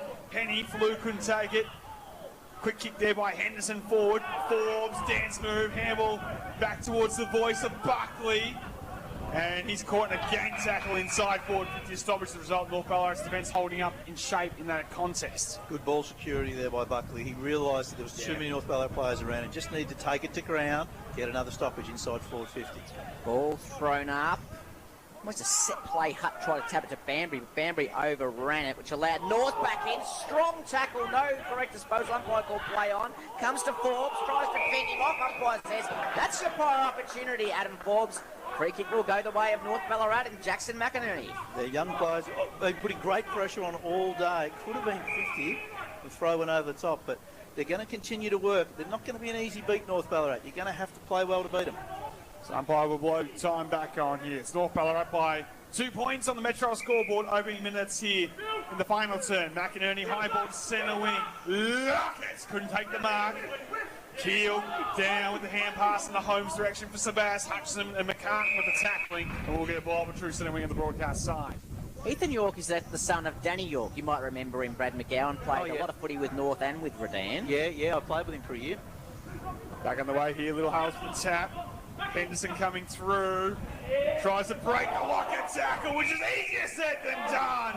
And holding the ball as a result. Another free kick for holding the ball. Going away North Ballarat. Great pressure again. Jai Lockett's been everywhere. Tackling, marking, knocking the ball on. He's been super this afternoon, Jai Lockett.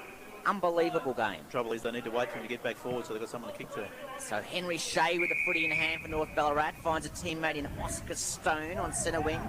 Right in the middle of the ground, Stone kicks it forward. Keel was able to get a hand in for Sebastian to try and intercept. Tap back towards McInerney. Over around the footy. Holmes did well for Sebastian. Handballed it back to Keel, whose kick was smothered off the boot by McInerney, and it'll be thrown in right in front of the benches here at Mars Stadium. Around the grounds, thanks to Go Vita boys, Redan and Darley in a deadlock. Tight tussle there all afternoon at City Oval. Thank you very much for Go Vita for that update on the scores. As we're back on the way on the broadcast side. Big fist there by Collins. Tough bounce for Keel to deal with. Sebastian Collins again. Left foot kick is a dumping ball, but it's out on the full. I mean, the man who just personifies the word effort, Seb Collins, could find a target this time. So Cooper Littlehales has gone into the ruck for Sebas, and Toby Hutt's gone forward. So they've decided to do that change as opposed to McNabb. I'm convinced that Toby Hutt is not 100% fit. As Sebas kicked the ball across the face of goal to Phillips, who then decides to come back from the direction it came from. Kick missed the target. Toby Hutt, speak of the devil, bent down to pick it up like I don't know what, but he's clearly under some duress, which caused the turnover. Penny picks up and kicks into the pocket, finds young Mitch Clark, the second gamer, around 20 metres out on an acute angle. No, you're right, Rog. Toby Hutt cannot accelerate at top speed there. He was only sort of going half rat power, and unfortunately that led to the turnover. He's just too tall, too injured to be able to bend down. Couple of steps around the body for Clark. Screw punt kicks across the face. And again, it won't make the distance. It's stayed alive by Lockett. Opportunity for him. Left foot snap. Hey, it works out for the Roosters. Everything he touches turns to gold, this bloke. He has been the best player on the ground, the most influential player. Jai Lockett, a superstar for North Ballarat today.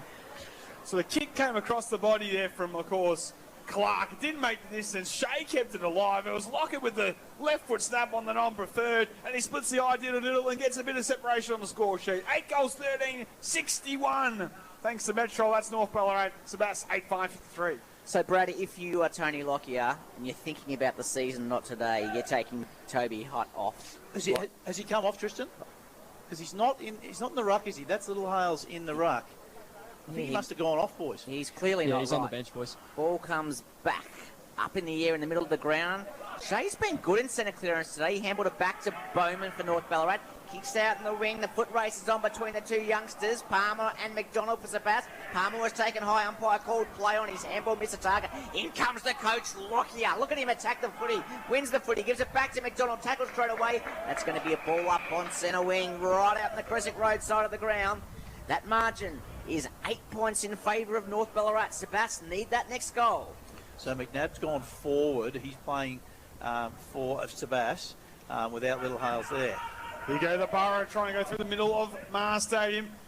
Dodgy kick inside 50. Morris, hand pass wide, will find Purchase for North Ballarat. And a half-back there, cool and calm and collected. Short ball goes away to Bowman.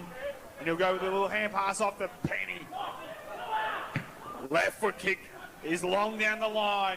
Opportunity for Hutchison against his opposing number 5 in Lockyer. Did well to Harvard. And now Buckley's got a problem. And now Buckley's gone. Oh, that North Ballarat pressure just continues to build against Sebas. Sebastopol in season 2026. They've never lost the final term. They're 10-0. North Ballarat, well, they've only lost a couple themselves. And McCartan with that pressure will shoot for goal to give them what would almost a game-high lead of 14 points if you can jag this. Now, Simon McCartan would have had a lot of shots from this spot. It's right in front of the race. Players would have shots from here as after training all the time. So the captain, right foot kicks on its way. He punches it low, but he punches it to the near side. Minor scores the result. 8 goals, 14-62. North Ballarat leads Sebas 8-5-53. 21 scoring shots to 13. Will that inaccuracy in front of goal prove telling? At this point, North have that handy little buffer. We've played 8 minutes in the last quarter. Lockyer takes the kicking duties for Sebastopol. Kicks down the middle. Morris gets up. He's marked it. What an absolute spectacular mark by Josh Morris. He ended up taking it in his feet. He plays on quickly, kicks inside 50. Lockett! Wonderful play by Josh Morris. He started on Edwards. We know that the kick-in's going to Edwards. Josh Morris knows as well. Morris starts proactively in front of him. Edwards often likes to get the backspace. Morris said, nah, I'm going to just read the play. He went and marked the ball while Morris stood 15 metres off. And then the beautiful kick, Edwards stood 15 metres off. And again, then finds Lockett, the go-to guy for North Ballarat. Directly in front will be Lockett to make it a 15-point ball game. Do you write North Ballarat for your own damn peril? Wow. What a star. when they've needed a key forward, when they've needed someone to stand up, whether it's at centre half back, whether it's on the wing, whether it's inside 50, whether it's in the goal square, Jai Lockett has been your man. He has been everywhere today. All right, flying back from Queensland each game, he's worth his weight in gold on that flight. Put him in first that class. mark from Josh Morris? Yeah, that's a mark of the year contender right there. It was an absolute ripper and well called by you, Roger Legrand. Got it between his feet, the final grab, and the umpire, he just checked, I think. He held his whistle for a bit and thought, yep, I'll pay that. Hut back on for McNabb, boys, but he's gone down forward. Yep, so Little Hale's doing the ruck duties. Came down to Henderson for Sebas, kicked inside, 50. Forbes overran it. Edwards came out to meet it. What's he going to do? Got tackled. Got the handball away just in time, and it's going to be a ball up just in... Oh, is the umpire going to play holding the ball here? He's pinged that one out of nowhere, and Joel Edwards says, thanks very much. What do you think of that, Samuel? Yeah, I'm a bit perplexed. I guess the only thing you could say was making no real genuine attempt to get rid of the footy, and... Well, the big dog at the other end, Joel Edwards, will go back from outside 50. So Edwards' man, Josh Morris, just let him go. He said, I'm going to stay back in the goal square. You go up, even though you're a star centre-half forward. You just go and do your thing. I'll go and do my thing. Let's see if Edwards can make him pay. Can he thump this one from outside 50? Late in the game, big moment for the big boy. He'll be able to arc around a little bit to the right side to get some extra leverage. Pounds on the right foot kick to the goal face. It goes right to the line. In the end, it didn't have that extra metre or so that it needed. It's fisted through for a minor score. 8-6-54 trails 9-14-68 on the Metro scoreboard. The Roosters, at the 11.5 minute mark, they lead Sebastopol here at Mars Stadium. Just an update from Bacchus Marsh, boys, thanks to Go Vita. Biggie has 8. Biggie Newton, that is, the Ballarat superstar. Tends to kick goals in the second half, Biggie. 7 in the second half thus far, I think. There you go. Everyone else gets tired. He stays big and dominates. Speaking of big, Josh Morris goes with the torp straight down the middle of Mars Stadium for North Ballarat. No one able to mark it. Ball goes to ground. Collins is able to force the stoppage. So since half time, North Ballarat have kicked 4 goals 7 to Sebas's 4 goals 1. Centre wing broadcast side. Collins puts down, but Henderson comes away to Gardner for Sebas off the Hutt. Right footing from Ben Hutt. Leading target will be Fletcher. Kept alive by North Ballarat with the numbers. Stone, slow. Couldn't get, found its way towards Purchase. Was in 2 minds. Purchase patches it in. And umpire says no prior opportunity. We'll get a ball up. 65 metres out from goal. That Sebas forward line still looks dangerous down there. They can just get it into the one-on-ones with Edwards, Minari, etc. 12 minutes in the last quarter for D2E. Jim's locked the ball straight up and he nearly marked his own ball. In the end, he picked it up and handballed it over the top in the direction of O'Shea for Sebastopol. Cleverly tapped it back to Banbury. Able to force a stoppage right in front of us in the broadcast position. Burren need a quick goal here. 13 minutes in the last quarter. It's North Ballarat 14 points in front. Centre wing broadcast side.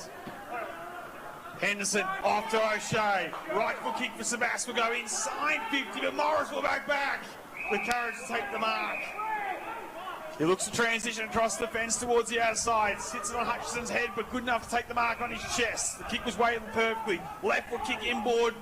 Finds his target. Mark taken there by McCartan. And North Ballarat looked to pound another one towards half forward. To the advantage of the speedster and Palmer. In a one-on-one with Stewart. Stewart trying to keep it alive, so in the end, ball's gone out of bounds. We'll get a ball in half-forward flank for North Ballarat. Win for them. Their 14-point lead is midway through the final term. Yeah, not a bad result for North. Get the ball inside the forward half of the ground. Now structure up the ground so you can keep it in there. The best way to defend is to keep the ball in your forward half. The work rate of Lockett is extraordinary. Just watching him out of that last boundary throw, and he runs over and grabs the ball out of the ruck in this one. Handballed it straight to an opposition player, though, in McDonald. He was tackled straight away. Umpire says, no prior opportunity, I'm going to throw it up. Just inside 50. North Ballarat into the ground. Ticked over 14 minutes in the last quarter. The D2E Gyms from Delacombe to Wendouree are never too far from a D2E. Ball comes out of that, ball up, and it's going to be a repeat stoppage on 50. North Ballarat into the ground. You're right, though. Jai Lockett does look tired. The only rest he gets from centre half forward is to go into the ruck. That's not exactly a rest. Tries to take it out of the air there, hits the turf. Hutt tries to step through traffic, go to the Henderson, put the ball up, turned over the hand pass, and high tackle, says the umpire. Free kick will go the way of North Ballarat. It's Lockett again, isn't it? He just picked his pocket and then threw the head back with that high contact. He's kicked 2 final quarter term goals. Very slow to get up here. He has been enormous. And he is very slow, as you said. Roger's going to get back to his feet. But he's going to go back. He'll take his 30. We don't expect distance to be a worry from him. Just outside 50 for the big dog. Should be 3 goals in the last quarter for him if he nails this one. In a match-winning performance thus far. Jai Lockett, to make it a game-high 20-point lead, will shoot from outside 50. Starts his steady approach to the goal face. He's been Mr. Reliable this afternoon. Lockett from outside 50. Right foot kicks on its way. It's across the face. Almost the mark, depending on the line. The ball stays alive. Kept alive by Henderson and by Sebastopol. Almost clears D50. McInerney outside the boot will go right to the goal square. Backing back, the mark's taken there by O'Shea. As the Borough look to go quick towards the outer side with the hand pass initially. And now a long right foot kick. It will set a task for McDonald. It hits the turf. Opportunity for Lockett to get involved again. Ball spills Ferry, and now the Borough go. Banbury it is for Sebastopol. Kicks inside 50. Edwards finds himself behind. It was a shallow kick, but Faulkner did the right thing for North Ballarat and jumped in front and took the mark, much to the frustration of the big Sebas key forward Edwards. And North now are going to slow things down. It's in the arms of Stone. It's on the half-back flank on that outer side here. 16 minutes gone. Jai Lockett's exhausted from North Ballarat, still can't move. Understandably so, Stone. Something's happened off the ball here, which has resulted in a bit of scuffle.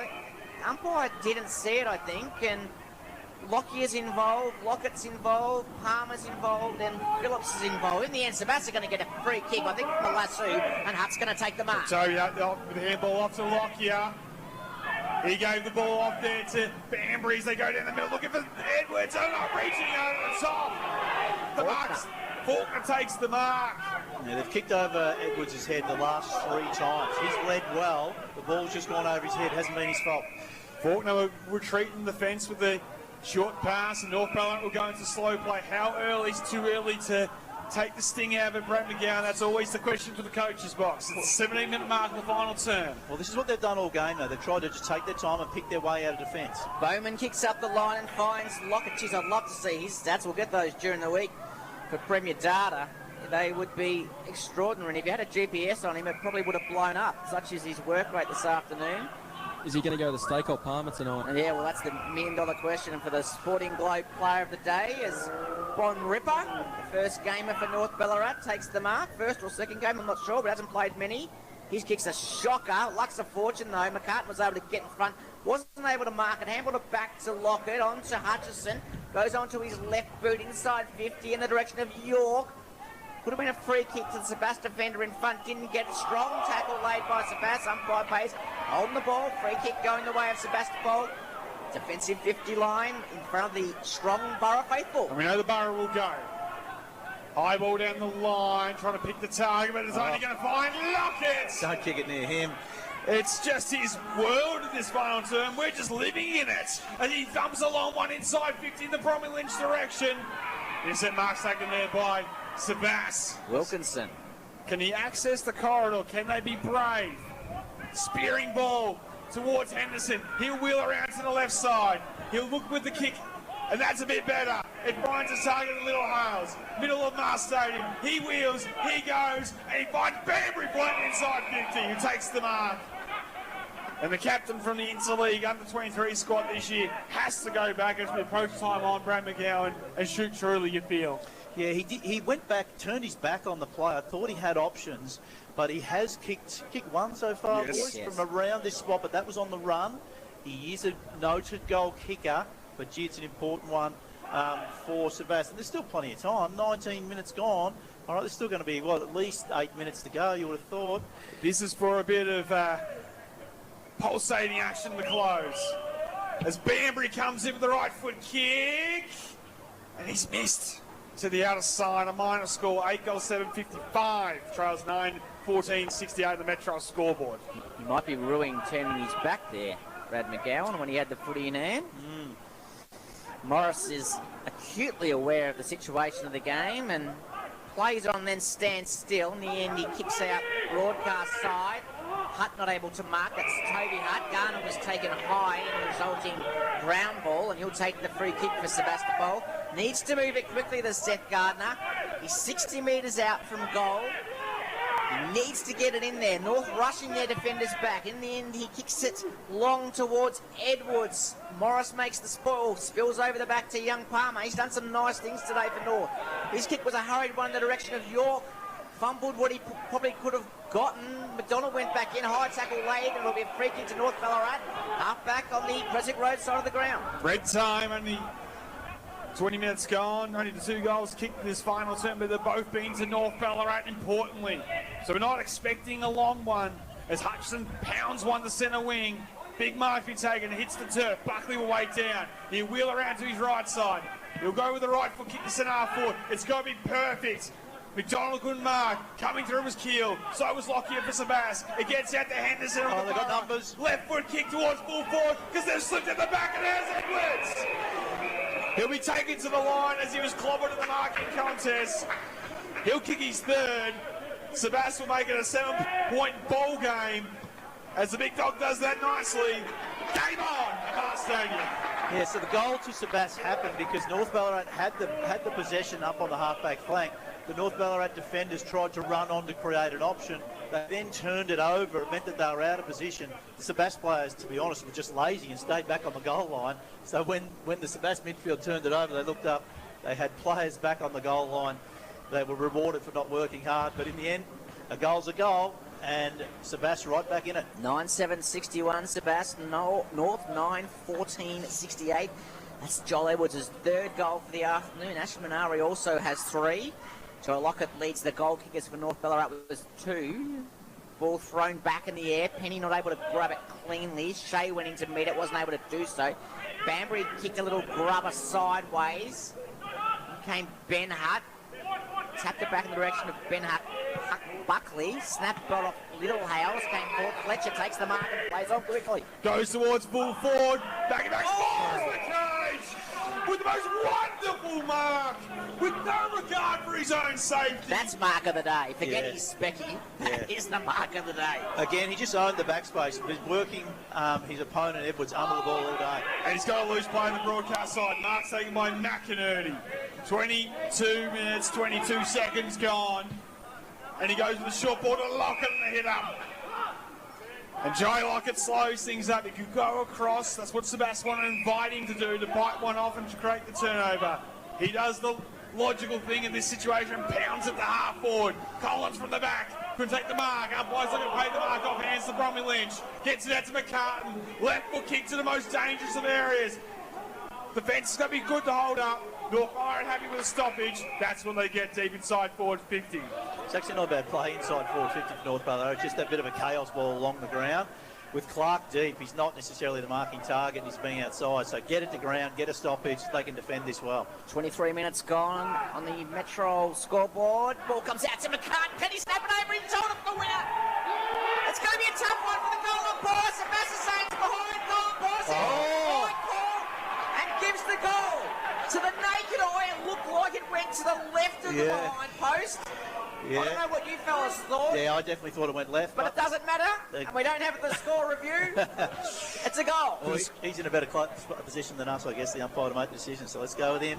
Well, don't tell Tony Liberatorio or Anthony Rocker, that's all I'll say, because they were on the wrong side of those goals. McCartan on the right side, and maybe the match winner from the captain. Yeah, 13 points the margin in favour of North. Going to be hard to come back for Sebas. They are looking that bit flat, but if anyone can do it, it's the highest scoring team in the comp. Sebas. Toby Hutt back to the bench, boys. McNabb back on. Little Hales in the ruck, though. McNabb. So it's going to be perfect, you feel, for the Borough from here. To be any chance. Henderson on the fly. Was he caught? Yes, he was. Held without it, says the umpire. Free kick, Sebas. Felix Henderson will go. Tries to take on the Woodley man on the mark. Left foot kick will be a shallow entry inside 50. Big fly over the top. Big tackle by Sebas applied and gone. Free kick by the way of Banbury. Is he too far out? He pounds at the full forward. Lockyer from the side. McNabb way down. and can't get boots the ball. North desperate. They don't concede and we'll get a ball up on the goal line. Just couldn't get their hand to foot, could he? Rugby scrum there. Can they just create space? Walk your man away from the stoppage. Try and tap the ball back. And remember, North Ballarat can't just punch this through. They'll have to keep it alive. Sebast's got no ruckman there. Oh no, McNabb's taking it. Ball thrown in the air in the goal square. McNabb tries to grab it. Ball's forced through along the ground from behind. Well, you'd say North Ballarat can't lose it from here now. So that margin now is 13 points. Handy point. No, we'll go to 12 after that. We'll go to 12. The scoreboard's a little bit slow here, so Sebastian need 2 goals plus some to win it, 2 goals to draw it. Morris has the ball for North Ballarat, finds a teammate in Bowman. Slow play comes back to Morris under a bit of pressure from Fletcher, but good enough to take the mark. Kicks sideways and finds McCarty. And this is where they can just take every second off the clock. McCarty, with a 12-point lead to North Ballarat, will go down the line. It's a great kick. Just lowered the eyes in the final second. Man, Arts, the smallest man in the field, he takes the mark, inside centre wing. So Arts pounds it down the line. You can hear it through the effects mic. Not great contact, and Collins unable to touch before he goes out of bounds. So lasso free kick will go the way of Cooper Littlehales for Sebas. He'll go quickly. It's only one option for Sebas. Towards Hutt. It spills it back to Arts for North. He gets boots of ball. Bambury or Hutt one way, couldn't gather. Bromley Lynch coughed it up. Toby Hutt goes back towards his brother and Ben. He couldn't gather. McCartan can. He goes over the top with a 1-2 to Simon. And the captain sends it inside 50. Looking for a target in York. Clark takes the advantage, runs in, and North Ballarat were one of the most unlikelies of the wins if you had told me going in today. They'll knock off the top side Sebas with a goal of Clark. 2 goals for Mitch Clark, and the Roosters are presumably home. Brad McGowan, how did you see that last play? Well, just effort again. Effort and just that youthful enthusiasm that we talked about. North Ballarat have just been so good today. Their effort all over the ground, their smaller players finding space, and that kick again, like if you said how are North going to kick goals, they're just going to get it inside 50 and find a way. Somehow they have found a way today. For One Life Insurance, those are Brad McGowan's thoughts. It's the Roosters by 18 points here on the Metro scoreboard. 27 minutes gone the last quarter. Henderson for North, for Sebas was tackled, umpire called play on, Banbury picked up. Handballed out to McDonald for Sebas. He kicks it to a teammate in Toby Hutt. He's got to move the ball quickly. He does. Handballs over to O'Shea from outside 50. Kicks inside 50. Will Edwards get to it? No, Morris. He's been super down back today, Josh Morris, and taps the ball out of play in the next to the behind post. It would not. Josh Morris would not have been my first pick to go on Joel Edwards, but he's done a great job. He has. He has, but he's not a key defender at all. All right, but he's played like one today. It's the Reece versus Ward. He went proactive, and in the end, help his side win the game this afternoon. Clearing kick from Bowman. We'll get outside D50. Lock it with one dude. Couldn't bring it down. McCartan's had a great final turn. Left foot kick around the body, just trying to gain a little bit of territory. Off hands it goes. We'll get a boundary throw in. Attack inside centre wing for Sebas. Around the ground, thanks to Go Vita boys. Darley have kicked a goal after the siren to beat Redan. Oh, heartbreaker. Would you believe it? Thank you very much to our man Tristan Ashmore and to Go Vita. In that thriller at the City Oval. Back here, it's North by 3 goals in the final moments of this one. On the Metro scoreboard, Henderson going nowhere, dumped and gone. And Luke Keel is looking a little bit worse from wear from that contest. Might have been just a bit of cramp more than anything in the league. He's really a bit stiff. Faulkner will go back to North Ballarat and find, well, arguably, the man deserves to finish with it, Josh Morris. And North Ballarat, the kings of the upsets, have knocked off the Borough. Have a look how tired those players are. Every player on the ground, down and hands on these, they are exhausted. That was fought out right to the end. The youth of North Ballarat are genuinely excited. Look at them getting around each other. That is a massive win for this club. You can't count North Ballarat out. You come in thinking, gee, 10 players out, surely they can't do it. But they have such a great youth program, so many good young kids coming in, and they stood up today. So that final score, North Ballarat 11-14-80, Sebas 9-8-62. What a game of footy we've just witnessed here at Mars Stadium. Certainly is. And I go to you, Brad McGowan. I mean, a game where the Borough clawed their way back, and so many times, 3 times they took the lead and thought, here we go. This is the moment. This is the chance. This is where the Sebastopol will run over the top of them. But the heart, the effort and the will of North Ballarat cannot be undenied in season 2026. Yeah, I do think that North Ballarat just outworked them here today. We know North Ballarat weren't great last week against Ballarat. They've clearly reacted to that. They've gone a bit younger, and they've come out to play. For Sebas, look, I can understand they've been rolling along nicely at 9-1. They're already thinking about just getting to the bye next week. They probably came into this game expecting to win after beating North Ballarat a month ago pretty convincingly. And in the end, that's the great thing about footy. It's not necessarily the most talented team that wins. If one team's off by 5% and the other team's up by 5%, that's enough to win, and that's exactly what happened today. Fergus just gave us the inside 50s for the last quarter. 11-9 in favour of North. So Sebas certainly had their chances early in the quarter, didn't they? But just Jai Lockett in particular, like 2 magic goals for North Ballarat, and just made the difference in the end, San Young. Yeah, certainly did. His presence in the final.